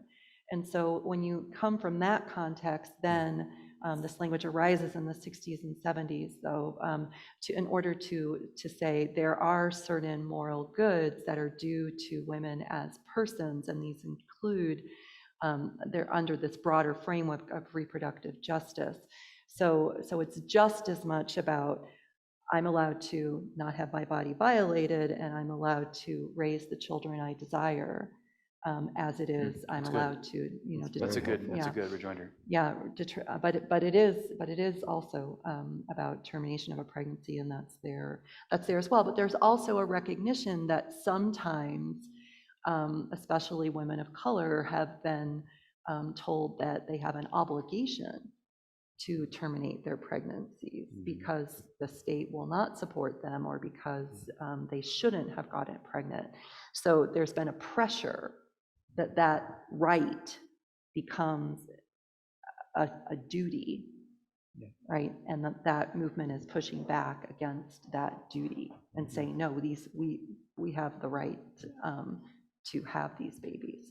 So I think there is more potential common ground there than we might think, even though the conversations will be hard. And I think we come in, kind of with, I don't know, an A on our foreheads, up for A or something, marked as people who don't understand or have compassion. That's how I feel when I enter those spaces. So we're going to do one more question, and then we're going to transition the stage. For our last session, we're going to ask Ms. Acamano from Alternatives to share with us what they're about as applying these ideas of caring for the unborn. So last question is, can each presenter share their understanding of the image of God and how it relates to the issue of abortion? Question. You go first. Mm-hmm. You're the senior scholar. I defer to you. Mm-hmm. Good. Well, I guess I start by saying that I think all of our we have to remember that all of our images fall short, right, of the greatness of the mystery of God, and images that I follow. The theologian Elizabeth Johnson from Fordham, who's written about to recover more feminine images of God from the scriptures and from the history of the Christian tradition, and invites us to pray with those images. And so, and I have to admit that, it's not come naturally. But when I think about what is most helpful here, can I pray to the God who is like a birthing mother? Can I pray to the God who gathers and protects her children? Even an image of God as strong and fierce and pregnant. I think of Our Lady of Guadalupe, one image we have in the Catholic context. So these are images that, every time we say God is like, we know that God is somewhat like, but also not like this image that we pray with. And might it be helpful for us to consider these images of maternal and feminine strength? I think so. Interesting. I don't know what that is. Sorry. The traditional kind of like categories I think that theology works within with the image of God is the relational, structural, and functional categories of the image of God. Which relational obviously sounds like what it is, kind of mimicking the social Trinitarianism of the Godhead. The functional is about what the image is able to go do, and then the Structural just refers to kind of the composite being itself. I think there's the fourth category that I like called the substantive, which means it's more or less the overall like totality of all those other views combined into one. It's the option D on the Scantron, right? All of the above. And I do have to think that in the history of Christian theology, there has been an emphasis on reason as one of the primary attributes of bearing God's image. And the reason that is because reason is what separates us from the rest of creation, unlike the various other elements. At the same time, I don't want to make reason be the end-all be-all, because then you run into questions about, well, what about individuals with an intellectual disability? Right. And that's where that kind of substantive view comes in. I think it's really helpful. I think what the image of God has to say in this conversation is there exists within every human person a uniqueness that is based not on the totality of attributes or certain classifications, but something inheres intrinsically in persons that gives them inviolable dignity, meaning that I might call you a name and think that I'm robbing you of your dignity, but I actually am not robbing you of your dignity. That dignity exists because God gave it to you. Right. And so, I mean, that's one of the reasons around this issue when it comes to law and public policy is we would want to say that the government is there to not define necessarily dignity, the image of God, but to recognize these truths. And so, goodness, as I mentioned in my talk, I don't want to sit up here and say secularists have no good reasons or no good arguments for dignity. They've tried to concoct them, and I respect those attempts. Sure. But I don't know of an account of dignity as robust and intellectually consistent as the Christian concept. And the reason I say consistent is because once you begin to measure and define dignity on any type of sliding scale of attributes, you begin to chip away at that concept. And so I think Christianity, again, to quote Douglas Murray, we have three options: into the furnace, create our own, or back to faith. And I think this is just one of those examples where so much of Western tradition is borrowing off the capital given to it by Christianity, which is why I think we actually have tremendous value to add to this conversation. That it's not an imposition of religion. It's channeling the very best of how I think religion and politics can cooperate with one another to form that more perfect union. Yeah. Thank you. Thank you both. This has been a mind-expanding, very helpful, very meaningful conversation. You both have contributed to it marvelously. Plus, we all learned a new word today. I guarantee you there's nobody who came in here having used the word subsidiarity. You're all Catholic now. And I still don't know what it means, but I can say it now. So let's thank Dr. Walker and Dr. Rubio.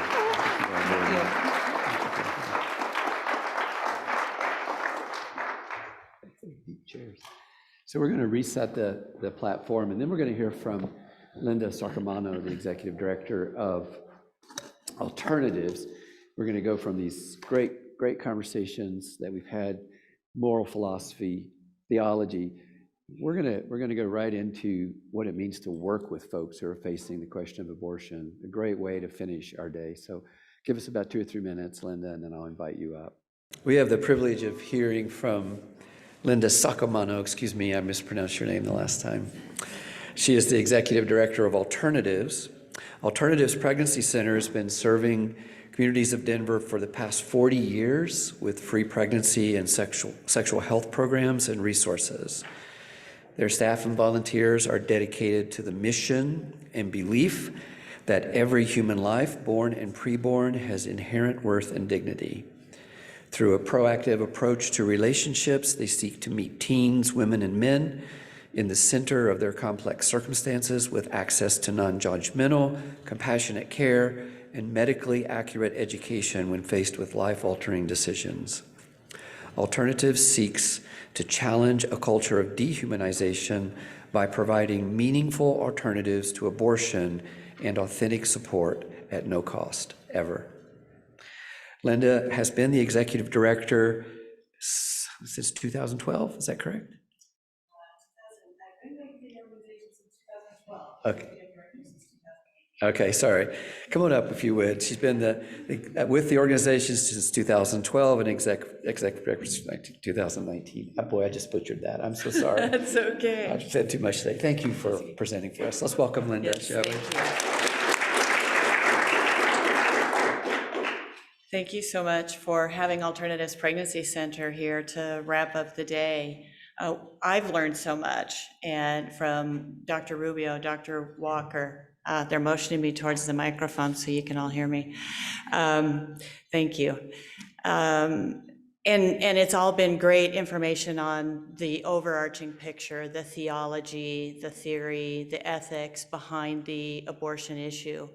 And so now what we want to dig into a little bit with you today is, so now what? We've heard all this theory, and now what are we going to do about it? And that's where you'll find alternatives. I want to introduce Sarah to you, and we're going to watch her story on video. And then I'm going to bring my team up here, and we're going to unpack a little bit of, in a very short time, we're going to unpack the depth of the alternatives approach to the abortion issue.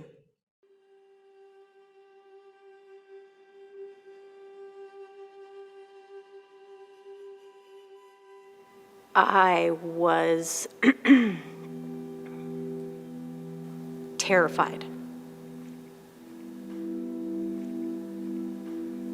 I was 18, failed out of my first year of college, was at home, and kind of like I'm feeling right now, my heart was about to pound out of my chest, and I just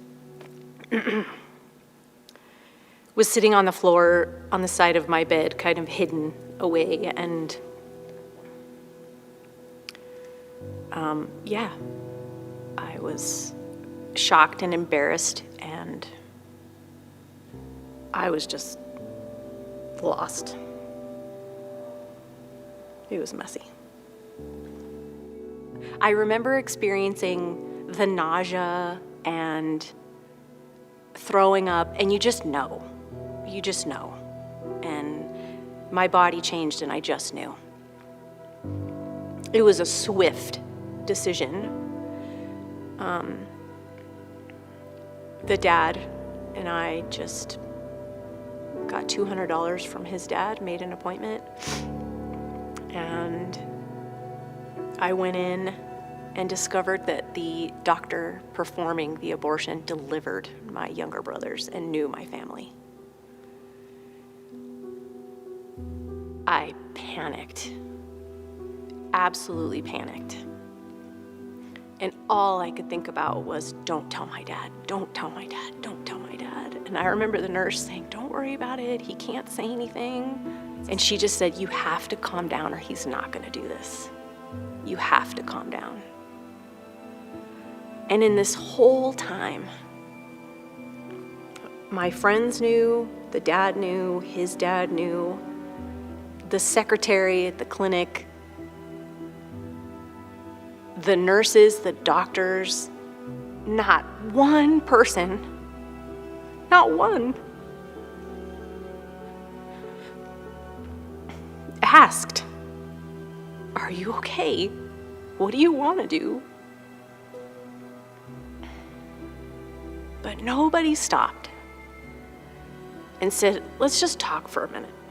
Let's talk about what this is going to look like and feel like and do to your body.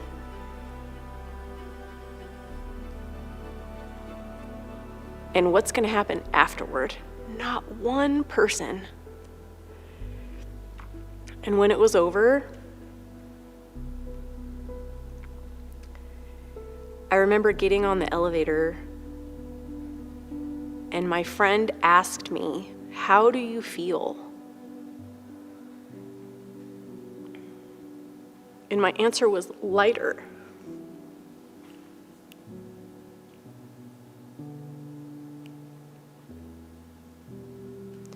To be honest, I don't think I knew what I was doing. The coping mechanisms I used to get by was definitely work, definitely alcohol, definitely drugs. When something is ripped from you, it leaves a hole. A big, ugly hole. I never imagined what was going to happen physically, mentally, emotionally, spiritually. What I know now is that whatever decision somebody chooses is forever. If you are sitting in a position in life with an unexpected pregnancy, an unplanned pregnancy, and considering options, here are some words for you. You are on purpose, and what that means is that you are intentional, and you are wanted, and you are loved, and you are so important, and you are chosen. You have a way, you have a spirit, you have a Savior, and you have a God, and you can overcome no matter the decision.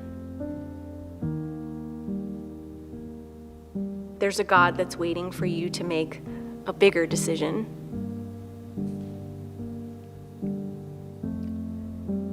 God wastes nothing. So I just encourage you to call on Him and lean into Him and just hold on and never, ever let go.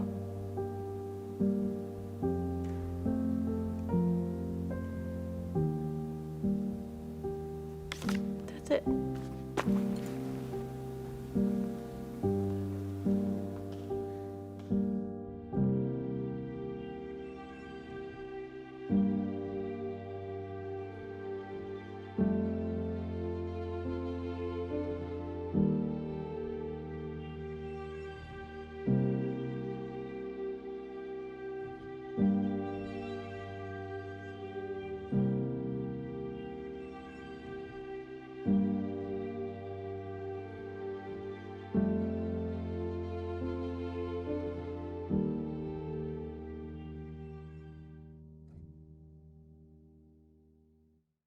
A somber story and very emotional, and yet it helps us go immediately to the fact that this is a human issue. Every single abortion affects more than one person, and it affects the mother, it affects the father, and it affects the preborn, and keeping that in context is really important when we're thinking about the issue on a global scale. How do we peel it back to where we're thinking about it on the human level of intersection? I really appreciated, and Alternatives resonates with the words of Dr. Rubio that she used around abortion, compassion, which actually means that we're going along with the suffering of others. We're feeling the suffering of others and the complexity. because no two situations are alike, and there are a ton of complexities involved here. And I hope that you noticed when Sarah spoke, she talked about all dimensions of her health being affected. She talked about her physical, her mental, emotional, social, and spiritual health. And it's an important point when we consider impact on individual lives. So for the next few minutes, my colleagues who have joined me on stage here, we're going to unpack the Alternatives' compassionate response to women and men facing a life-altering decision. And our goal today is just to bring awareness to Alternatives as a resource for your congregations, your youth groups, your women's ministries, your men's ministries. I mean, guys, for every unplanned pregnancy, there's a guy involved somewhere, right? And so if we follow the statistic that 1 in 4 women will have had an abortion experience by the time she's 45, that means those women are sitting in our churches, and we need to have compassion and we need to reach out to them. So that means all of us collectively, as Jesus believing, Jesus following people, we need to understand what drives abortion before we can address solutions. And some of those you heard addressed by Dr. Walker and Dr. Rubio today. And for Alternatives, we employ the 2 strategies that you see here on the slide in 4 program areas. And first and foremost, we want to address prevention. And so we have with us today Maddie, and she's going to speak to A Promising Future, which is our education program. So if you're a youth pastor, please pay special attention to this. The Diamond Standard is a curriculum that helps empower our youth to identify their values and then make self-honoring choices that put them on a path to a promising future. And then our second strategy is intervention. And so that is the core of who Alternatives is in pregnancy options counseling, and then also our medical services, and then our counseling after abortion. Because as you heard in the Q&A a little bit ago, having that compassionate response to women who have experienced abortion is super important. So we do have Maddie here today. Lori is our Director of Communications. She's going to speak in a little bit. And Laura is our nurse manager. So that's my team. I'm privileged to work with them. And I'm going to ask Maddie to talk to us now about A Promising Future. Awesome. Yeah, so my name is Maddie Modal. I'm a staff instructor for A Promising Future. I'm also a student here. I'm in my 2nd year getting my MDiv with an emphasis in New Testament. This is also my backyard. I live right over there, and that is evidenced by the amount of times that President Young has seen me in pajamas racing a toddler around campus. And I actually have a story that I want to start with regarding one of those times. Just a couple of days ago, I was disheveled in sleeping clothes, chasing my 1.5-year-old Miriam around campus. And we came to the door of the administration building. She has an unhealthy obsession with the buttons that automatically open the doors. And so she ran up and was trying to push the button. Well, then President Young came, and he's in his suit and tie looking very presidential. And Miriam is just only slightly tall enough to reach the button. And so it's taking her some time to get up on her tiptoes and do her best to push this button. And President Young is just standing there, patiently waiting for her to figure it out. I want you to hold on to that image. So I'm with A Promising Future, which is our preventative education program. What is so striking to me about Sarah's video, I have an emotional response every time I watch it. And what is so striking to me is this realization that no one stopped and had a conversation with her about, hey, you seem upset. Do you just want to talk about it? Let's figure out this together. Let's verbally process this traumatic thing that is happening to you. And I want to ask you guys this question.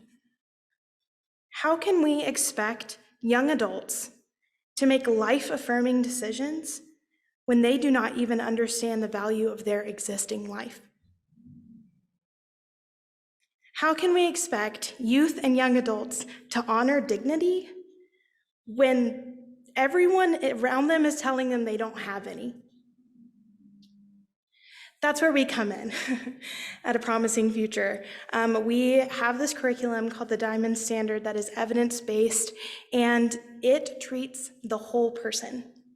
We walk these youth and young adults. We have students that range from 12 years old to 45 years old. We teach all ages, all generations, and we address things like, do you have a dream? Well, how can we break that up into achievable goals? We talk about coping with stress and anxiety. We talk about healthy conflict and what even is a healthy relationship? Because these kids may have never seen one modeled for them. So when we ask them, hey, wait until marriage to have sex, but their only idea of marriage is what's happening at home, they may not want that. So we treat these kids, these youth, as whole people. And I want to ask you guys a question. Who here is the sum of their sexual choices? Who is defined by their sexual choices in here? I don't see any hands going up. Nobody, right? And yet, when it comes to preventative education, we treat these young adults that they are the sum of their sexual choices. And so at A Promising Future, we give youth and young adults permission to believe in themselves, their dreams, their agency, and their impact, because they are our future. And if we are just, feeding into this narrative that they are sex-obsessed, phone-addicted little goblins, and, we salute all of the youth pastors in the world for their work, how is that telling them, giving them permission to step up? I joke all the time that my job at Alternatives Pregnancy Center is to work myself out of a job. I would love to see every single pregnancy center in our community put out of business. Sorry, Linda. And so we do that by moving the needle from intervention, by making intentional steps towards educating, equipping, and empowering youth to make whole person honoring decisions. And that includes sexual decisions, but includes a lot more than that too. So we wanted to send you guys a way of how you can start shifting that narrative in your own home, in your own communities. First point is analyze and adjust your perspective of youth, who they are and how they contribute. What narratives are you promoting in your own homes, in your own communities, churches, congregations, about your expectations of youth? If your expectation is that they're going to be watching porn, okay, I can do that. But we can have higher expectations for them. And if we are, having this unhealthy perspective of youth, that's something that we need to confess and pray through. Secondly, don't shy away from tough questions.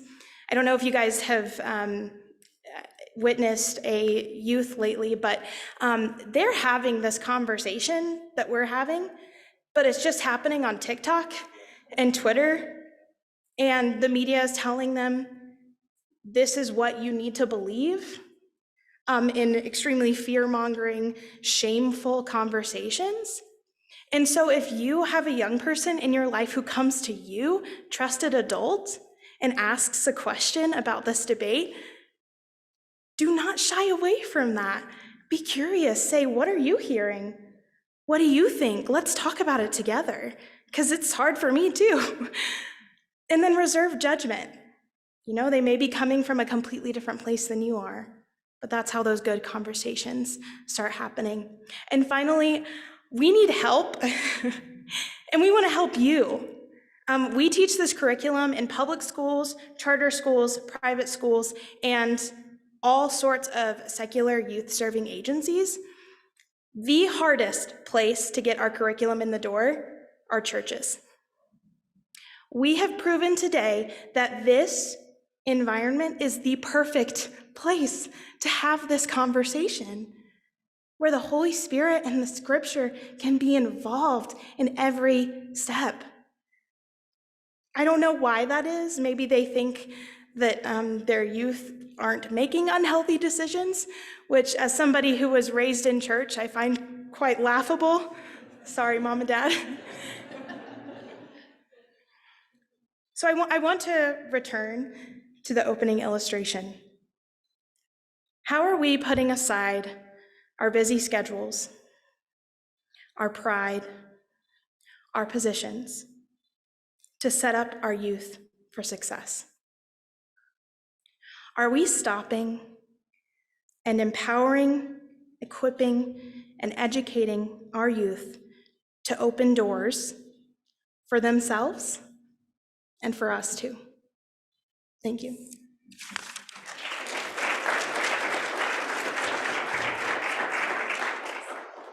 Thank you, Maddie. I actually love your statement about a promising future working us out of a job on the pregnancy center side. That would be so wonderful.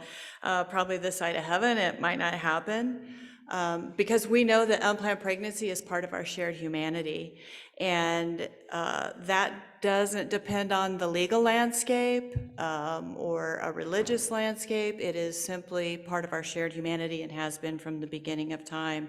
And we also know that when a woman sees a positive pregnancy test, she's not thinking about the Dobbs decision or Roe v. Wade or whatever legal laws her state has in place. She needs help. And we are hearing stories in our centers every day. We have 4 across the Denver metro area. We're hearing in our centers every day stories of shame, which has been referred to already, guilt, isolation, and pretending that that doesn't exist around this conversation is really naive. So again, we're going to go back to how is the approach of alternatives? What do we do when a woman comes in our door or a man comes in our door? And so I'm going to ask Laura Johnson, our nurse manager, to give you some of the highlights of our pregnancy options consultation and how we get to the humanity of the lives of the individuals that are being affected. Laura. Thank you, Linda. Yes. So as a nurse for almost 10 years, my background's in OB. I've been the nurse manager at Alternatives for the last, I guess it's almost 6 years now. And I have to say my perspective of this topic has changed dramatically working at Alternatives. When you can see it as a global issue, and sometimes that feels overwhelming. But then when I sit face to face with a woman or a man and I hear their story, that has changed my perspective in life. And I think that it's interesting because we all come with different assumptions when we think about this issue. I'm sure you've heard that today. And I think it's interesting that many of our clients have assumptions about abortion. I sit across from women who say, I don't think abortion's a good idea. I don't think it really should be an option, but my situation is unique. I have these things, and it's different from the other people out there why they choose abortion. And I hear this time and time again. So it got me thinking, like, what are these assumptions that we have around why clients? And I think that these assumptions are actually what's driving abortion. So we need to recognize that. We need to know what it is. For clients, and I think for many of us, we assume it's the young girls out there, especially in low-income families.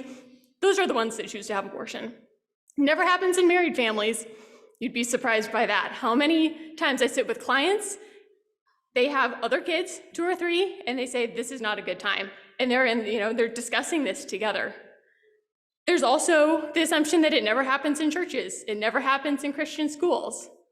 And this one I hear a lot. I just had a client 2 weeks ago. He's like, but we've been on birth control. You can't get pregnant on birth control. And really, I think that that is a big reason why pregnancy centers exist, is for failed birth control. Right? But then there's also this assumption that we buy into, it's her body, it's her choice. Okay, and the guys feel like they're being honoring and respectful if they just say, I'll support her whatever she wants. I can't have an opinion on this. So guys' voices are silenced. But then I really want to question, like, where is his responsibility? Where's the accountability for the men in this situation? As we said, one person doesn't get pregnant on their own. It takes two people. So where's that responsibility? We had a client that just came in this last week, and she had had an abortion in her past, and she shared with our client advocate how devastating it was, how hard it is, something that she thinks about every day, and it's impacted all these areas of her life. And then she's pregnant now, she's thinking about her options, and she said, I don't know what to do because I don't want that again. I'm homeless, I can't really have a baby, I don't really know about adoption, but I feel like maybe that's where I'm leaning. So we invited him to come into the room, and he says, adoption? No, then you have to go through it again. She has to carry for 9 months. She has to go through the pregnancy and everything like that, the delivery. We still have to deal with the outcome. No, if you just have an abortion, then you're done with it. You don't have to deal with it. That's his assumption, right, of this abortion issue, where he didn't even know for his wife. She's been struggling with this for years, feeling all alone, something she thinks about on a daily basis. What are these assumptions that are driving this, both for the man, both for the woman? And so you can look at it from this global perspective, but I think also then, what does this look like one-on-one when we're sitting with clients? The client that again says, I never thought I'd find myself in this situation. How can we, with compassion and empathy, listen and ask good questions? And I think when we are willing to ask those tough questions in a loving, compassionate way, it gives us the opportunity, we earn that right then to enter into this space to care for them. And at Alternatives, we educate on all three options: parenting, adoption, and yes, abortion. I know that makes people uncomfortable as they think about that. But just, I think as a nurse, if you hear that somebody's suicidal, we're taught, ask them, do you have a plan? Do you have means? What does this look like? I think that the conversation with abortion needs to happen in the same way. What do you know about adoption? Again, just like suicide, we aren't putting the idea in their mind. They know about it, right? Adoption or abortion, it's a legal option. It's something that that's the only thing they are considering. So let's ask what they know. If we don't educate them, they're gonna get their information somewhere else. So we need to be the ones to be able to ask and be able to provide those good questions and say, if you go to an abortion provider, what are you at risk for? How is this gonna impact you long-term? And I had a client, it's probably been about a month now, and she said, she had had an abortion. She said, I wish somebody could have just asked me and said, do you know the long-term implications physically, emotionally? This changed her spiritually, socially, all of these aspects. And so that's such an important point that as we offer counseling after abortion care for these women, we want to come alongside them. But then I also think it's important, like with the pregnancy decision, if they choose life, we're with them all the way through. We have mama mentoring, we have fatherhood mentoring. We aren't encouraging them to choose life and then abandon them. We get material services, for years really, as we can support them. So I hope that gives you some practical ways as we're seeing and we're meeting with clients what this actually looks like coming from them.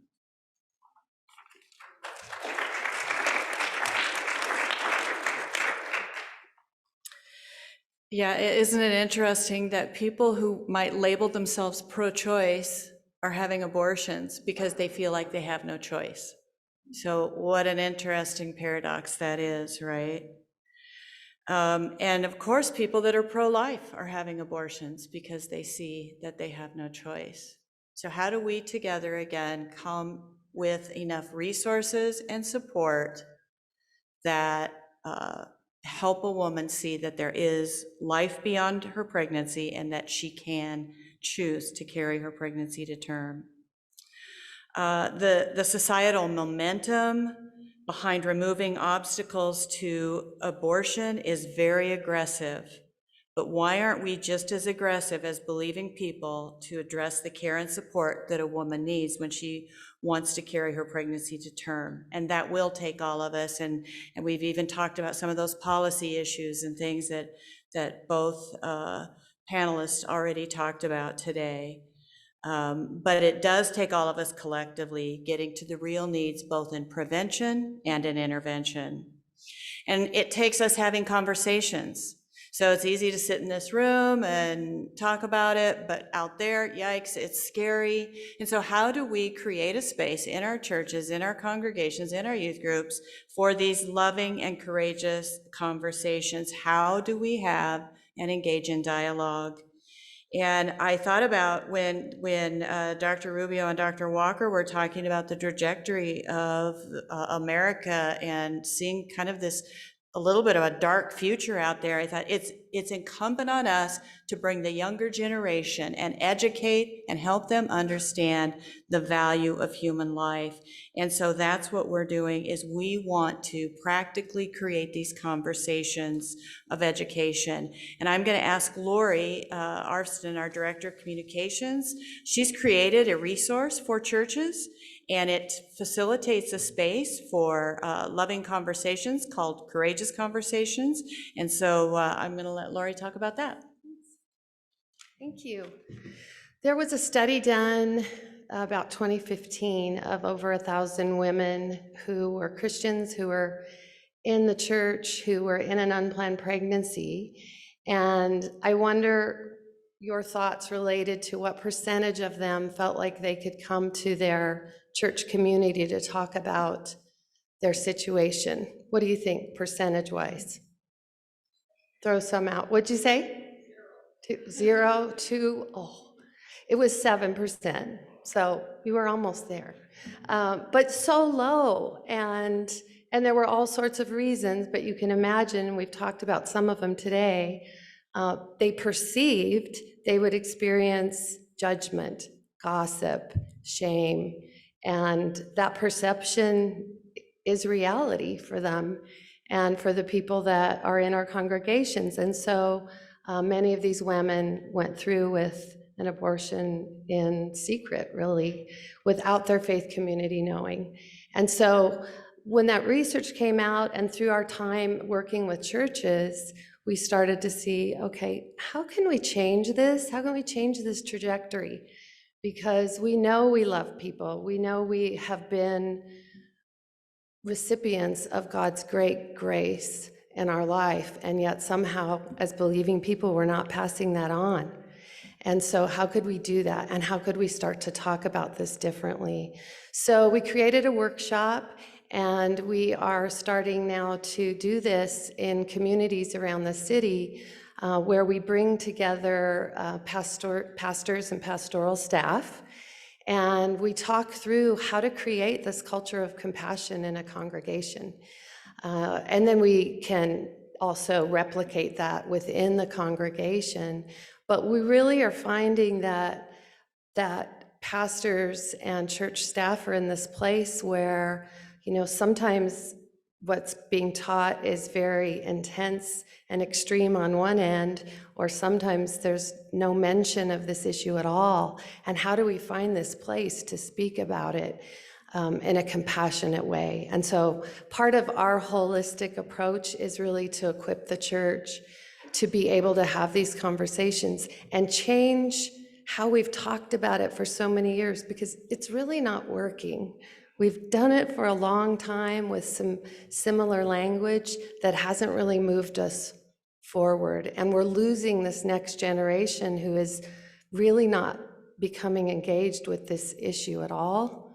And so how can we do this? How can we talk about it in some of the framework that you all discussed today, so that we can bring this next generation along, we can equip people who are working in the churches, and then we can equip the congregations to be able to learn how to talk about issues and to listen, to learn, and what that's going to look like. Because if in our own faith community, we have these same statistics related to this choice to terminate a pregnancy, then something's wrong if we can't change it in our congregations, and we really need to. So we are available to come, and really it starts with the staff and really exploring together, like, what do you hear within your congregation, and are you interested in having this conversation? And we would love to come out and partner with you and be supportive of you. So thank you.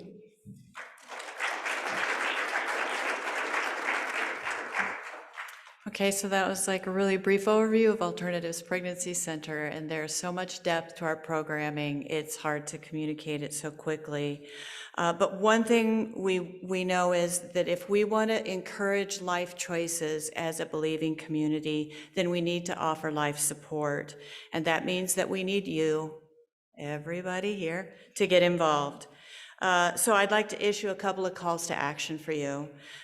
Come and tour one of our 4 clinics. I'm sure there's one close to you, relatively close to you. You'd probably drive that far to go to a Starbucks or something. So come and take a tour and understand for yourself the depth of the programs and services that we just hit on the very highlights of.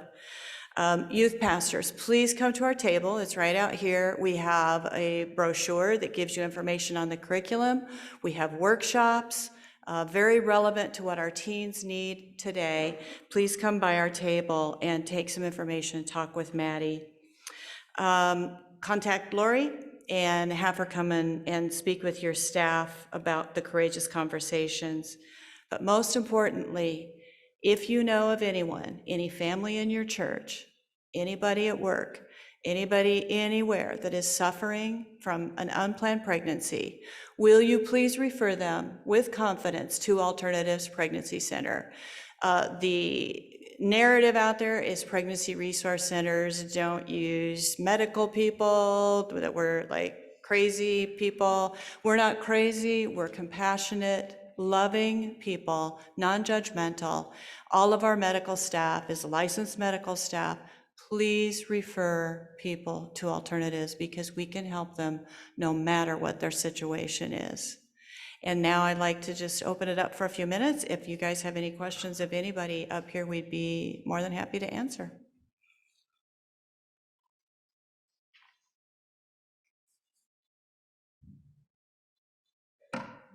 Thank you so much.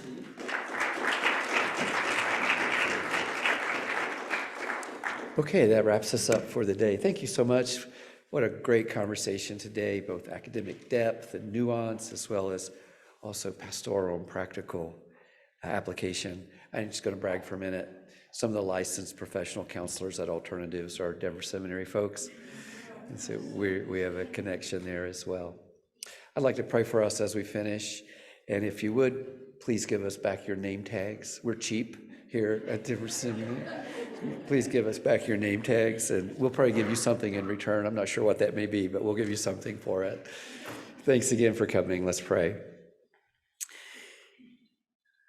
Father in heaven, our desire above all is that we would be faithful to you, faithful to the gospel of your Son, faithful to the work of the Spirit in our lives and in our communities.